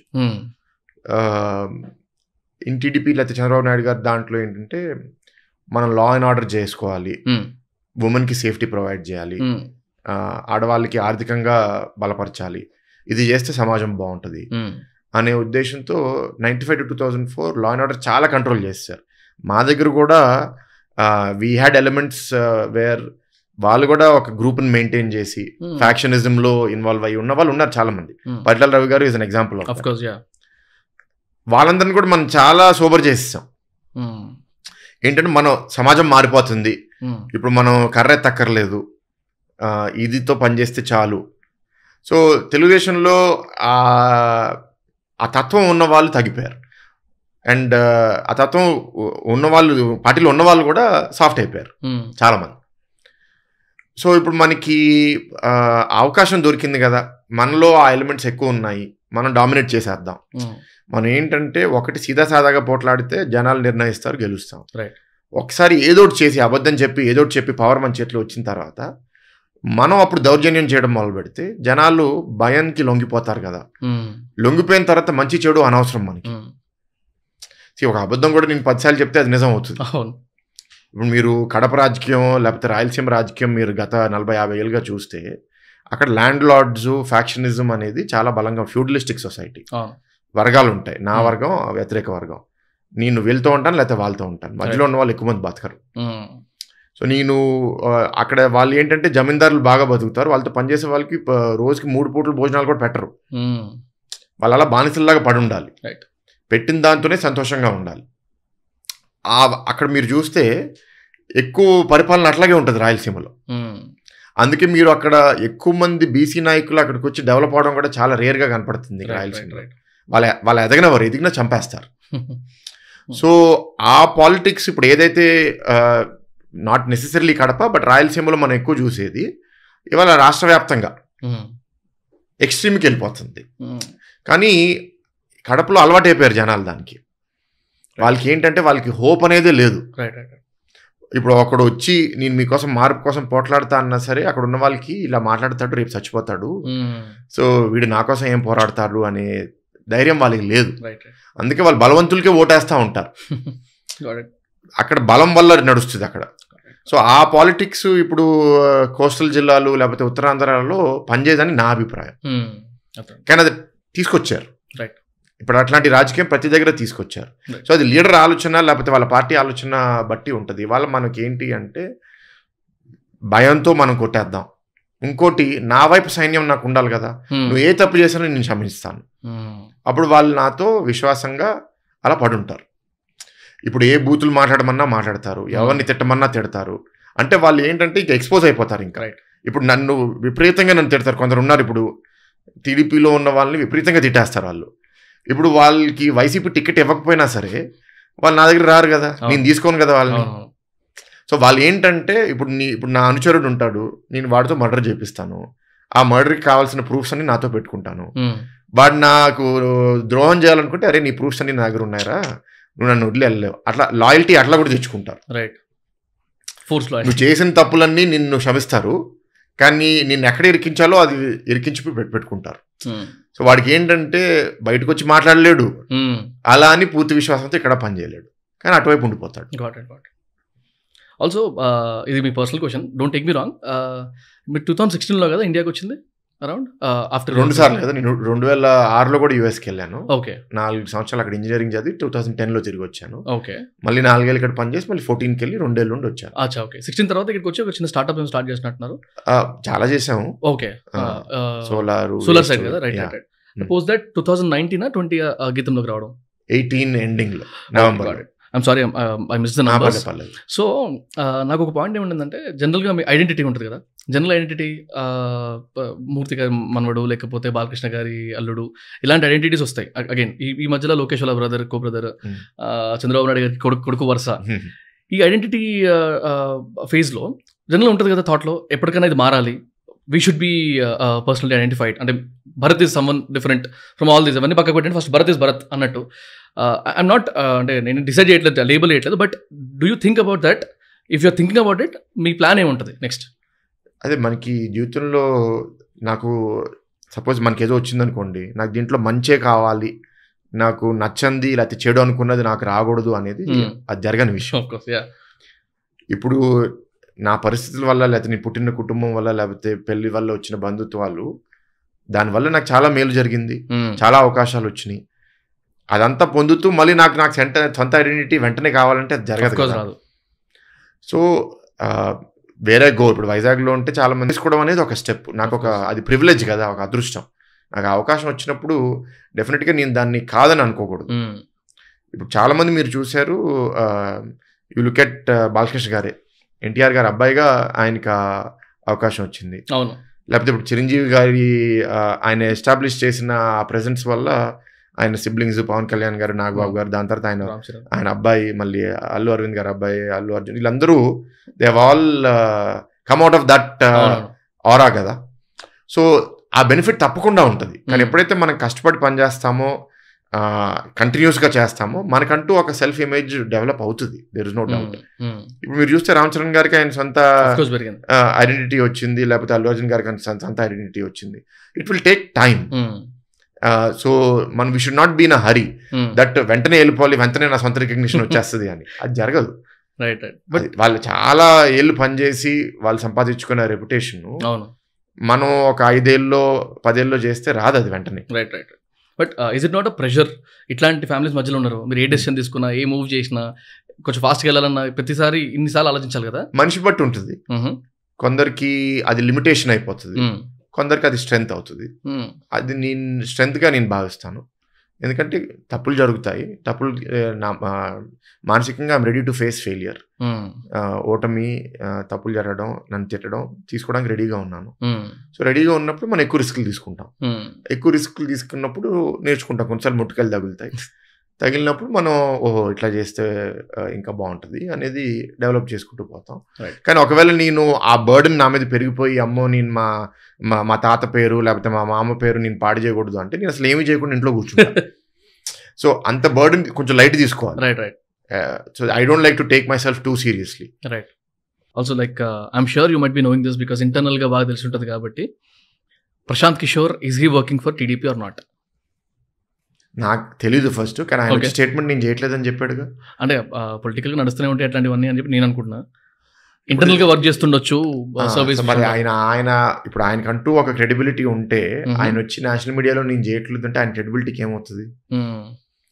సో అది ఆయన నిర్ణయించుకోవాలి ఆయన క్రెడిబిలిటీ గురించి. ఎందుకంటే ఇప్పుడు నువ్వు అబద్ధం ఒకసారి 2 సార్లు చెప్తే నమ్ముతారు. అవును. నువ్వు ప్రతిసారి అబద్ధం చెప్తే ఇంక నీకు ఎవడు నీతో పనిచేయడు కదా. Right right. So from our side ఏంటి అంటే, ఎస్ ఇవాళ పాలిటిక్స్లో పొలిటికల్ కన్సల్టెంట్స్కి రోల్ బాగా పెరిగింది. ఆఫ్ కోర్స్ మన అనేక ఎలక్షన్స్లో చూస్తున్నాం. వాళ్ళు వచ్చి పొలిటికల్ కన్సల్టెంట్స్ ఎక్నాలెడ్జ్ చేస్తున్నారు. తెలుగుదేశం పార్టీ కూడా కన్సల్టెంట్స్తో పనిచేస్తుంది. నా నమ్మకం ఏంటి అంటే, వాళ్ళు ఇచ్చే ఇన్పుట్ మనకి ఎందుకు అవసరం వస్తుందంటే, మనకి డైరెక్ట్గా ఇన్పుట్ రావట్లేదు కాబట్టి. కొన్నిసార్లు మన చుట్టూ ఉన్న వాళ్ళు మనకి ఇన్పుట్ రానివ్వట్లేదు. రైట్. సో ఇలా ఒక అవుట్ సైడర్ని తీసుకొస్తే, వాళ్ళు ఈ వ్యవస్థలో లేరు కాబట్టి వాళ్ళు ఫ్రెష్ ఇన్పుట్ మనకి తీసుకొస్తే మనం దాని బేసిస్ మీద నిర్ణయాలు తీసుకుంటామనే ఉద్దేశంతో చాలామంది కన్సల్టెంట్స్ వాడుతున్నారు. ఇంకోటి ఏంటి అంటే, కాలంతో పాటు టెక్నాలజీ మారినప్పుడు, టెక్నాలజీతో మనం కొందరు ఇప్పుడు 70 ఏళ్ళు వచ్చిన రాజకీయ నాయకులకి ఆ టెక్నాలజీ వాళ్ళు వాడటం వాళ్ళకి రాదు. సో ఈ కొత్త వాళ్ళు యంగ్స్టర్స్ ఈ ఐడియాస్తో వస్తారు. మనం ఇట్లా రీల్ చేద్దాము, ఇట్లా ట్విట్టర్ ట్రెండ్ చేద్దాము. సో ఆ ఐడియాస్ కూడా మనకి కొన్నిసార్లు తీసుకోవడం కన్సల్టెంట్స్ ద్వారా మనకి బెనిఫిట్ అవుతుంది. So there are pros and cons. కానీ ఎప్పుడైనా నేను నమ్మేది ఏంటంటే, యాజ్ అ లీడర్ నువ్వు ఫీడ్బ్యాక్ తీసుకోవడానికి రెడీగా ఉంటే, క్రిటిసిజం యాక్సెప్ట్ చేయడానికి రెడీగా ఉంటే, నీకు ఒక కన్సల్టెంట్ రోల్ తగ్గిపోతుంది. నీ పార్టీ నుంచే నీకు ఫీడ్బ్యాక్ వస్తుంది. నువ్వు ఎప్పుడైతే నెగిటివ్ తీసుకోవడానికి మామూలుగా నేను చూసింది, పవర్ వచ్చిన వాళ్ళు నెగిటివ్ వినడం ఇష్టపడరు ఎవరైనా సరే. ఎందుకంటే వాళ్ళకి ఏంటంటే ఎప్పుడు పాజిటివ్ చూద్దాం అనుకుంటారు. సో వాళ్ళు ఉన్న వాళ్ళు కూడా, ఇప్పుడు సపోజ్ నేను మా లీడర్ దగ్గర నేను పనిచేస్తాను అనుకోండి, నాకు భయం వచ్చేస్తుంది. అమ్మో వెళ్ళి నెగిటివ్ చెప్తే నన్ను పక్కన పెడతారేమో, జస్ట్ డప్పు కొడదాం, డప్పు కొడితే మన దగ్గర చేసుకుంటారు అని. సో 2 వైపులు ఆ ప్రాబ్లం ఉంటుంది. 10 మందిలో ఒకటి ధైర్యం చేసి వెళ్ళి ఒకసారి క్రిటిసిజం ఇస్తాడు. నెక్స్ట్ టైం వాడిని దూరం చేస్తారనుకో, నేను కూడా వాళ్ళకి వెళ్ళి చెప్తే నన్ను కూడా దూరం చేస్తారు, నాకు ఎందుకు వచ్చింది గోలా, నేను పాజిటివ్గా మాడతాను, నేను తయారైపోతే వ్యవస్థ అట్లా తయారైపోతుంది. రైట్. అండ్ ఆల్సో లైక్ జనరల్గా లీడర్ అనేవారు ఎలా ఉండాలి, ఒక అంటే మెయిన్ హెడ్ ఎలా ఉండాలనే క్వశ్చన్స్ వస్తాయి, కెప్టెన్ ఎట్లా ఉండాలని. ఇప్పుడు మనకి రిలవెంట్ టాపిక్ వచ్చేసి ఎలక్షన్స్ ఇవన్నీ కాబట్టి, నేను మళ్ళీ ఎమ్మెల్యేస్ ఎంపీస్ గురించి మాట్లాడకుండా, ఇఫ్ యువర్ ఆస్క్డ్ ఒక సీఎం అనే పర్సన్ ఎలా ఉండాలి అని అడిగితే, what should be the what you call definition, కానీ this is what you should think about being a CM అని అడిగితే? ఐ డోంట్ నో కానీ నేను అటెంప్ట్ చేస్తాను. నాకు ప్లీజ్ 2 ఉన్నాయి. ఒకటి, లాంగ్ టర్మ్ ఆలోచించే సీఎం కావాలి. లాంగ్ టర్మ్ ఆలోచించాలంటే కొన్నిసార్లు మనం తీసుకునే నిర్ణయాల వల్ల మనకు వెంటనే ఫలితం రాదు, గుర్తింపు రాదు. ఏ లీడర్కైనా సరే గుర్తింపు కావాలని కోరుకుంటారు. సో అది ఒకవైపు చేస్తూ, ఇంకోవైపు మనం ఇప్పుడు గుర్తింపు రావాలంటే మాసెస్ని కనెక్ట్ అవ్వాలి. That can be done through employment, education, health care, welfare, ఇదంతా. ఇంకోటి మన లీడర్స్ని కనెక్ట్ అవ్వాలి అంటే, మన దగ్గర లాయల్గా పనిచేసిన వాళ్ళని గుర్తించుకుని వాళ్ళని మనం ప్రమోట్ చేసుకుని బలపరిచి, ఆర్థికంగా లేకపోతే పొలిటికల్గా. I need to help people. Any politician does that. So ఇది చేసిన, ఇప్పుడు మనకి ఎంత కావాలన్నా సరే మనం పర్ఫెక్ట్ సిస్టంలో లేము. ఇవాళ పాలిటిక్స్ డబ్బు మీద ప్రాధాన్యత ఉంది. సో నేను తప్పుదారులు వెళ్ళే బదులు, if I have people who have a positive opinion of me or నా పార్టీ మీద, వాళ్ళు నన్ను ఏదో రూపంగా ఆర్థికంగా సపోర్ట్ చేయగలగాలి. కానీ దానికి మొన్న ఇది బీజేపీ పార్టీ ఎలక్టోరల్ బాండ్స్ అని తీసుకొచ్చారు. దాంట్లో ట్రాన్స్పరెన్సీ లేదు కాబట్టి సుప్రీంకోర్టు దాన్ని కొట్టేసింది. డబ్బులు మీరు ఇవ్వడంలో తప్పు లేదు, కానీ దాంట్లో మీరు ఎవరు ఇస్తున్నారు, ఎంత ఇస్తున్నారు అనేది అందరికీ తెలవాలి. ఇప్పుడు తెలియట్లేదు కాబట్టి దాన్ని కొట్టేసింది. బహుశా ఇంకో రూపంలో అది వస్తుందేమో. కానీ ఆ డబ్బులు మనకి ఎప్పుడైతే మనకి సపోర్ట్ వస్తుందో, మనం రాజకీయం కొంచెం ఇంకా క్లీన్గా చేసే అవకాశం ఉంటుంది. లేకపోతే మన లీడర్స్ అందరు కరప్షన్ పెరిగిపోయి జనాల మీద పడతారు. సో నేను లాయల్టీని గార్నర్ చేసుకోవాలి అంటే, నా వాళ్ళని నేను బలపరచాలి, వాళ్ళని నేను బాగా పనిచేసే వాళ్ళని ప్రోత్సహించాలి, తప్పు చేసేవాడిని పక్కన పెట్టాలి. యాజ్ అ సీఎంగా చేస్తే నా ఎమ్మెల్యేస్, నా ఎంపీస్, నా టీం అంతా నాతో బాగుంటారు. జనాల కోసం ఏంటంటే వాళ్ళకి అభివృద్ధి పాలన నాకు ఆయన వచ్చిన 5 ఏళ్ళలో నా లైఫ్ ఇంప్రూవ్ అయిందని వాళ్ళకి ఒక నమ్మకం కలగాలి. సో దానికి బలం ఉండాలి, మంచితనం ఉండాలి. రైట్. ఇప్పుడు ఈ లాంగ్ టర్మ్ ఆలోచించే దానికోసం ఏంటంటే it's very intellectual part of it. దాంట్లో లీడర్స్కి తెలియదు మనం ఏం చేస్తున్నామో, అది ఓటర్స్కి తెలియదు మనం ఏం చేస్తున్నామో. అది కొన్నిసార్లు రావడానికి 10 years పడుతుంది, కొన్నిసార్లు రావడానికి 20 years పడుతుంది. సో అది కూడా మనం బ్యాలెన్స్ చేసుకోవాలి. సో ఈ బ్యాలెన్స్లో ఎక్కువ ఒక సైడ్లో వెళ్ళిపోతే మనం దెబ్బతింటాం. ఎక్కువ ఫ్యూచరిస్టిక్గా వెళ్ళిపోతే మనం అసలు ఇమోషనల్ కనెక్ట్ పోగొట్టుకుని క్యాడర్తో కనెక్ట్, లీడర్తో కనెక్ట్ పోగొట్టుకుంటే మన కోసం ఎవడు లాయల్టీగా పనిచేయడు. అలానే ఎక్కువ ఉట్టి లాయల్టీ మీద చేసి ఇది చేయకపోతే మనది గ్రోత్ అవ్వదు. మనం చాలా కంపిటేటివ్ వరల్డ్లో ఉన్నాం.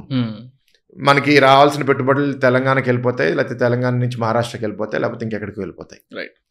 సో అన్ని బ్యాలెన్స్ చేసుకోవాలి. ఆల్సో ఇంకో జర్నలిస్ట్ క్వశ్చన్ అన్న, జనరల్ మూవీస్లో వాటిలో ఉంటుంది. కొంతమంది పాలిటిషియన్స్ కూడా అంటూ ఉంటారు కదా, లైక్ కొంతమంది politicians they want people not to grow, అంటే వీళ్ళు గ్రో అవ్వకూడదు, మైండ్ సెట్స్ మారద్దు, దానివల్ల గ్రో అయింది అనుకోండి, మైండ్ సెట్ మారింది అనుకోండి, they might not vote for us, or మనం గ్రో అవ్వలేమో అన్న థాట్లు. ఇది నిజంగా అవుతుందా? Because you are into the core politics, ఇప్పుడే మొత్తం ఇంటర్నల్ పాలిటిక్స్ కూడా చూస్తున్నారు కాబట్టి I want to ask you అసలు జనరలైజ్డ్ ఒపీనియన్ కదా, if you can actually make us understand నిజంగా అవుతుందా కాదా?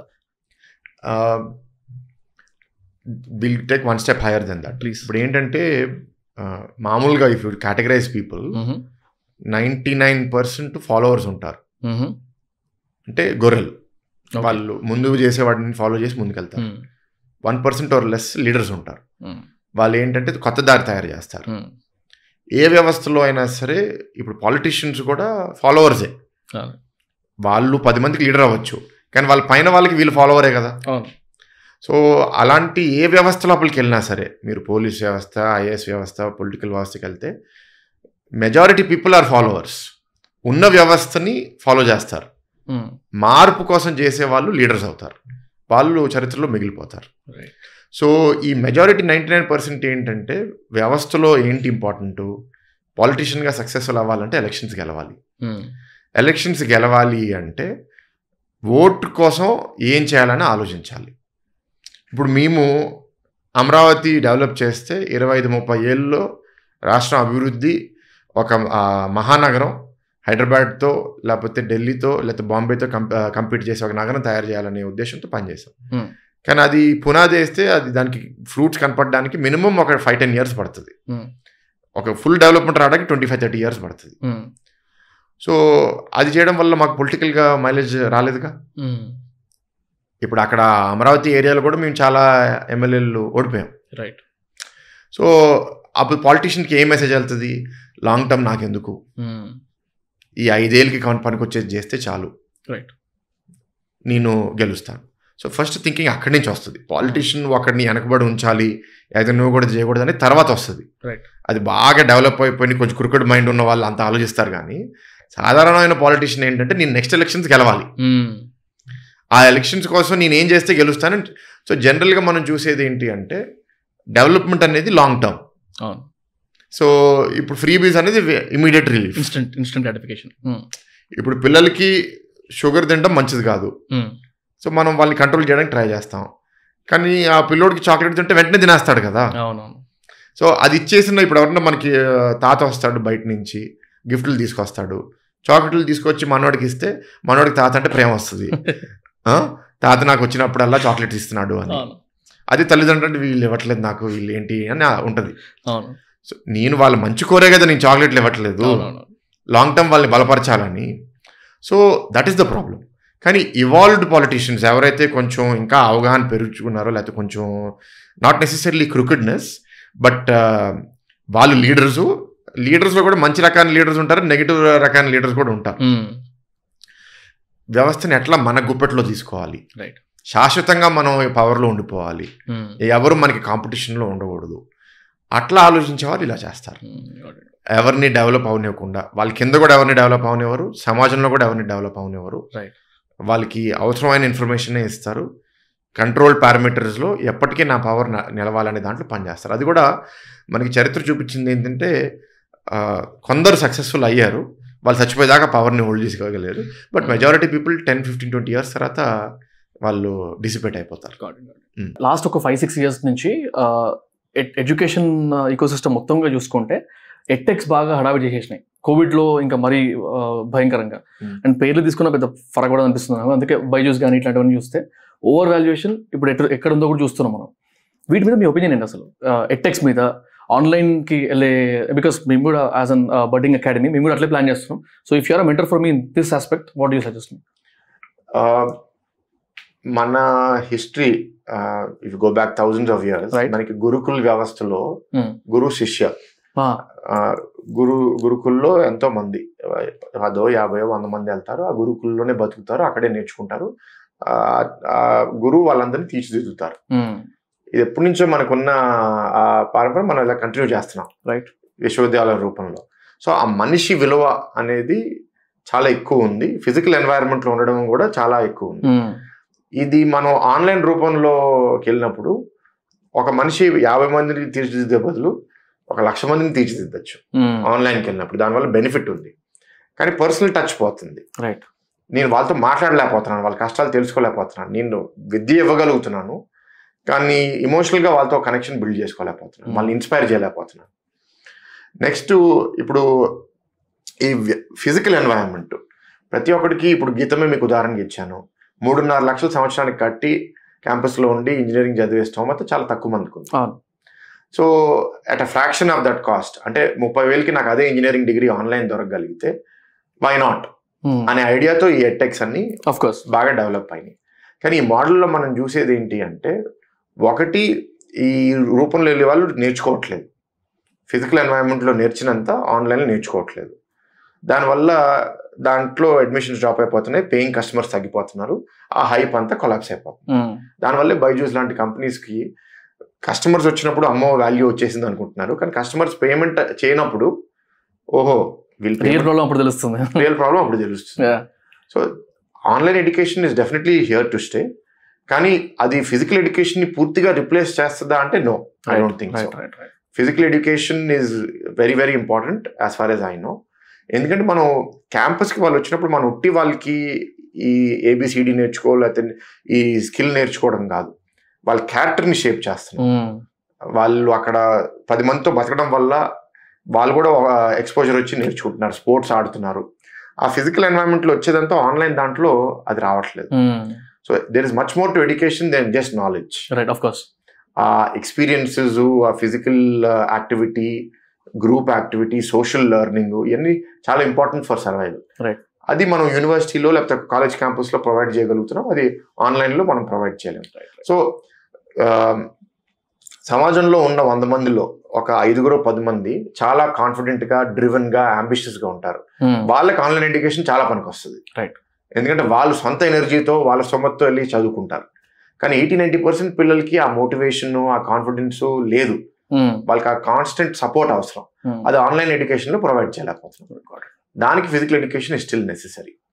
ఎందుకంటే ఆన్లైన్ ఎడ్యుకేషన్ కాబట్టి ఆన్లైన్ ఎడ్యుకేషన్ బలవంతుల్ని ఇంకా బలపరుస్తుంది, బలహీనంగా ఉన్న వాళ్ళని అంత బలపరచలేకపోతుంది. ఎందుకంటే ఇప్పుడు నేను ఒక పేద కుటుంబంలో ఒక గ్రామంలో ఉంటున్నాను, అక్కడ నాకు ఇంటర్నెట్ ఉండదు, నాకు ఒక ఐప్యాడ్ ఉండదు. సో నాకు ఒక కనెక్షన్ ఉన్నా నేను ఒక చిన్న ఫోన్లో నా మొబైల్ నెట్వర్క్లో కనెక్ట్ అవ్వాలి, డేటా ఆ రోజు యూజ్ అయిపోతుంది. ఆ చిన్న స్క్రీన్లో నేను కాన్సన్ట్రేట్ చేయలేను. So there are lot of disadvantages. Technology ద్వారా we are trying to bridge that, కానీ it will not fully bridge it. So మిమ్మల్ని ఎడ్యుకేషనలిస్ట్ అనొచ్చుగా. సో ఈ మధ్యలో కాదు, అట్లీస్ట్ ఒక 10-15 ఇయర్స్ నుంచి ట్రెండ్ ఏంటంటే, మన మల్లారెడ్డి గారు, నారాయణ గారు, పల్ల రాజేశ్వర గారు, వీళ్ళందరూ మీరు ఎడ్యుకేషన్లో ఉండి బాగా సంపాదించి, అగైన్ సబ్జెక్ట్ బాగా సంపాదించుకున్నాను అంటే అనుకుంటున్నాను అట్లా. సో అంత అయిన తర్వాత మళ్ళీ పాలిటిక్స్లో దిగిపోతున్నారు. ఈ ట్రాన్స్ఫర్మేషన్ ఎందుకు అవుతుంది ఈ పాలిటిక్స్ సైడ్? అంటే ఇప్పుడు విద్యలో ఉన్న వాళ్ళు ఎక్కువ మంది జీవితాలని టచ్ చేస్తారు. కాలేజ్ స్కూల్ ఉన్న వాళ్ళకి వాళ్ళ దగ్గర ఒక 10,000 మంది పిల్లలు ఉంటే, ఇప్పుడు ఆ కాన్స్టిట్యున్సీలో ప్రతి పిల్లోడు ఒక ఇంటికి బిలాంగ్ అవుతాడు. సిబ్లింగ్స్ ఉన్నా సరే 10,000 మందిలో ఒక 6,000 హౌస్ హోల్డ్స్ కవర్ అయినా సరే, that is almost 6,000 into 3, 6,000 into 4, 25,000 votes. ఒక అసెంబ్లీ కాన్స్టిట్యున్సీలో 2.5 lakh ఓట్స్ ఉంటాయి. రైట్. సో నేను 10% of the voter base is with me only. So education institution కి నడిపే వాళ్ళకి ఆ రీచ్, ఆ యాక్సెస్ ఉంటది కాబట్టి వాళ్ళకి విజిబిలిటీ తొందరగా వచ్చే అవకాశం. దానివల్ల కొందరు అట్లా రావడానికి ఉంటుంది. కొందరు ఎడ్యుకేషన్ ఇన్స్టిట్యూషన్ స్టార్ట్ చేసి రాజకీయ లోపలికి వస్తారు, కొందరు రాజకీయ లోపలికి వచ్చి ఎడ్యుకేషన్ ఇన్స్టిట్యూషన్స్ పెడతారు. So there are both ways. And like I said, majority private institutions 99% profit making illegally, not legally. So వాళ్ళు దాని నుంచి వచ్చే రూపాన్ని రాజకీయం కోసం, వ్యాపారం కోసం వాడతారు చాలా మంది. బట్ అలానే అది సమాజం కూడా ఒప్పేసుకుంది. సో వాళ్ళని తప్పుపడడానికి కాదు, కానీ వాళ్ళు విద్య క్వాలిటీ ఎప్పుడైతే ఇంప్రూవ్ చేస్తున్నారు, ఇన్స్టిట్యూషన్ ఎప్పుడైతే బలపరుస్తున్నారు, at least I deem them to be good. కానీ వాళ్ళు దాన్ని పూర్తిగా కమర్షియల్ చేసేసి ఎడ్యుకేషన్ సిస్టమ్ పూర్తిగా నిర్వీర్యం చేసేసినప్పుడు ఇట్స్ వెరీ అన్ఫార్చునేట్. సో వాళ్ళ మీద తప్పకుండా ప్రభుత్వం యాక్షన్ తీసుకోవాలి. మీకు మీ పర్సనల్ లైఫ్లో బోత్ పర్సనల్ అంటే నా ఉద్దేశం ఎనీ సైడ్, గీతం సైడ్ కానివ్వండి, లేకపోతే మీ పొలిటికల్ జర్నీలో కానివ్వండి, లేకపోతే ఇంత ముందుకున్న స్టార్ట్అప్స్ కానివ్వండి, is there any regret in your life that అరే ఇప్పటికి కూడా గుర్తొస్తుంది అది చేయకపోయింటే బాగుండేదిరా అని? Anything? There are many regrets. Okay, anything which what you call ప్రతిసారి పోక్ చేసేది ఏదైనా ఉందా? లేదు, ఏ చేసిన తప్పు వల్ల కింద పడినప్పుడే మనం ఆ నొప్పి ఫీల్ అయినప్పుడు మారుతాం, పెరుగుతాం. ఆ తప్పు చేసి ఉండిపోతే పెరిగే వాళ్ళం కాదుగా. సో డెఫినెట్ గా చాలా తప్పులు చేసి ఉండకుండా ఉంటే బాగుండనే ఫీలింగ్ ఉంటుంది. కానీ అది ఫెయిల్ అవడం వల్లే నేను ఇట్లా డెవలప్ అయ్యాను, ఆ ఫెయిలియర్ వల్లే నేను ఇట్లా నేర్చుకున్నాను, దానివల్లే ఇంకా నేను ఇప్పుడు బెటర్ అయ్యాను, అందుకే నేను వెళ్ళి అది మార్చదలుచుకోవట్లేదు అనే ఆలోచన కూడా ఉంటుంది. There are many failures, but failure నన్ను ఆపట్లేదు, దాని ముందడుగు వేసుకుని వెళ్తాను. అదే ఫెయిలియర్ మళ్ళీ మళ్ళీ చేయడం నాకు ఇష్టం లేదు. ఇప్పుడు నేను ఇందాక చెప్పాను కదా, గోడకి తల బాధ కూడా నాకు ఇష్టం లేదు. I need to find new వేస్, అది చేస్తా ఉంటాను. ఆల్సో ప్రతి పాడ్కాస్ట్ లో లాస్ట్ లో ఒక 2 క్వశ్చన్స్ అడుగుతాము. ఒకటి అబౌట్ యువర్ ఇన్స్పిరేషన్, ఇంకోటి general advice to the people who are watching or మీ, నాకు పర్సనల్గా కూడా. సో ఫస్ట్ క్వశ్చన్కి ఇన్స్పిరేషన్ ఎవరు ఏంటి అని అడిగేదానికి ఐఎమ్ షూర్ మీ తాతగారు నాన్నగారు ఉంటారు, వాళ్ళు కాకుండా వాట్ ఈస్ యువర్ ఇన్స్పిరేషన్ అని అడిగితే? అంటే ఫ్యామిలీ మెంబర్స్ కాకుండా, మెంబర్స్ అనే కాదు, it can be a book, it can be a situation, it can be a movie also. What is your inspiration అంటే? నేను సినిమాలు బాగా చూస్తాను, ఓకే, బుక్స్ బాగా చదివేవాడిని, కానీ ఇప్పుడు చదవట్లేదు, ఓకే, లాస్ట్ 10 years నుంచి. అటెన్షన్ స్పాన్ తగ్గిపోయింది. డెఫినెట్ గా మూవీస్ నుంచి ఇన్స్పైర్ అవుతాను. రీసెంట్ గా 12th ఫెయిల్ సినిమా చూశాను. ఒక చంబల్ ప్రాంతం నుంచి ఒక పేద కుటుంబం చెందినోడు ఐపీఎస్ నిజాయితీగా, తన ఐపీఎస్ ఆఫీసర్ అవడమే కాదు, దేశాన్ని ఎట్లా మార్చాలి అనే ఉద్దేశంతో చాలా ఇన్స్పిరేషన్ మూవీ అది. విధి వినోద్ చోప్రా గారిని మనం అప్రిషియేట్ చేయాలి. సో ఇట్లా సినిమాల నుంచి డెఫినెట్ గా ఇన్స్పిరేషన్ తీసుకుంటాను. కానీ ఎక్కువ నాకు బలం వచ్చేది వ్యక్తుల నుంచే. ఒక వ్యక్తితో నేను కనెక్ట్ అవ్వడం వల్ల బాగా నేర్చుకుంటాను. ఇన్ఫాక్ట్ 12th ఫెయిల్ నాకు నచ్చడానికి కారణం కూడా అలాంటి ఒక మనిషి నిజంగా ఉన్నాడు కాబట్టి. మనోజ్ శర్మ అని ఒక ఐపీఎస్ ఆఫీసర్ ఉన్నాడు, అట్లాంటి వాళ్ళు ఇంకా ఉన్నారు కాబట్టి మనకి ఇన్స్పిరేషన్. అలాంటి వాళ్ళు మనకి పర్సనల్ గా మన లైఫ్ లో కనెక్ట్ అవుతే, వాళ్ళతో ఎక్కువ టైం స్పెండ్ చేస్తే ఇంకా ఎక్కువ మనకి ఇన్స్పిరేషన్ వస్తుంది. సో ఎక్కువ ఫ్యామిలీ మెంబర్సే, మా 2 తాతల నుంచి నేను ఎక్కువ నేర్చుకున్నాను. కానీ ఫ్యామిలీ బయట పెడితే one person I'm very very inspired by is Dr. Gollapalli Nageshwarrao. He is the founder of LV Prasad Eye Hospital. Oh, right. So LV Prasad is ఇప్పుడు ప్రపంచవ్యాప్తంగా ఐ కేర్ రీసెర్చ్ లో it is number 6 in the world. ఇండియాలో it is number 1 by a distance. Number 2 is not even close to LV Prasad. And up till 7 years ago అసలు LV Prasad founder LV Prasad అనుకున్నాను నేను. అసలు GN రావు గారు ఒకరు ఉన్నారని కూడా నాకు తెలియదు. సో ఆయన ఇంత గొప్ప పని చేస్తూ ఆయన పేరు కూడా ఆయన పెంచుకోలేదంటే అంత సెల్ఫ్లెస్ అని నేను నేర్చుకున్నాను. అండ్ ఎల్వి ప్రసాద్ ప్రతి సంవత్సరం ఆల్మోస్ట్ ఒక 10 lakh దోస్ మెనీ పీపుల్ ని ట్రీట్ చేస్తుంది అక్రాస్ ఇట్స్ వేరియస్ ఇది. దాంట్లో 50% పేడ్, 50% ఫ్రీ. వాళ్ళ మోడల్ ఏంటంటే ఈ పేడ్ నుంచి వచ్చిన డబ్బులకి మిగతా 50% ఫ్రీ ట్రీట్మెంట్ చేస్తారు. అండ్ వాళ్ళ విజన్ మిషన్ ఏంటంటే బ్లైండ్నెస్ ని ఎరాడికేట్ చేయాలి. సో అందరికీ కళ్ళు కనపడాలి, అందరూ కళ్ళు ద్వారానే మనం పని చేయగలుగుతాం కాబట్టి అది వాళ్ళ లక్ష్యంగా పెట్టుకుని వాళ్ళు పనిచేస్తున్నారు. చాలా ఫోకస్డ్, వెరీ సక్సెస్ఫుల్. ఒక గొప్ప ఆర్గనైజేషన్ తయారు చేశారు. ఆయన తర్వాత ఒక చైర్మన్ ని కూడా ఆయన అబ్బాయినో అమ్మాయిగో కాకుండా ఒక ప్రొఫెషనల్ డాక్టర్ ని ఆయన నెక్స్ట్ చైర్మన్ గా ఆల్రెడీ అపాయింట్ చేశారు బతికుండగా. మామూలుగా ఒక చైర్మన్ ఏంటి చచ్చిపోయేదాకా నేనే చైర్మన్ గా ఉండాలనుకుంటాను, ఆయన అట్లా కాదు, నా నెక్స్ట్ ఎవరో ఉండాలి అని ఇచ్చారు. అది నా ఆస్తి, నా సొత్తు కాదు, నా బాధ్యతగా భావించి చేశారు. And English there is a saying, some of the best people in society are not remembered and not spoken about. So ఆయన అట్లాంటి ఒక మనిషి. సో నా అదృష్టం ఆయన హైదరాబాద్లో ఉండడం, అండ్ నాకు పరిచయం అయిన తర్వాత నేను గీతం గవర్నింగ్ బాడీలో కూడా ఇన్వైట్ చేసి ఆయన ఒప్పుకున్నాడు. So is on hour governing body. Exceptional individual. నా ఎంటైర్ లైఫ్లో 35 yearsలో నువ్వు ఎంతమంది ఇట్లాంటి కలిసావంటే నాకు ఈ 10 fingers కూడా నిండవు. అట్లాంటి వాళ్ళు ఆయన ఒకరు. Very nice.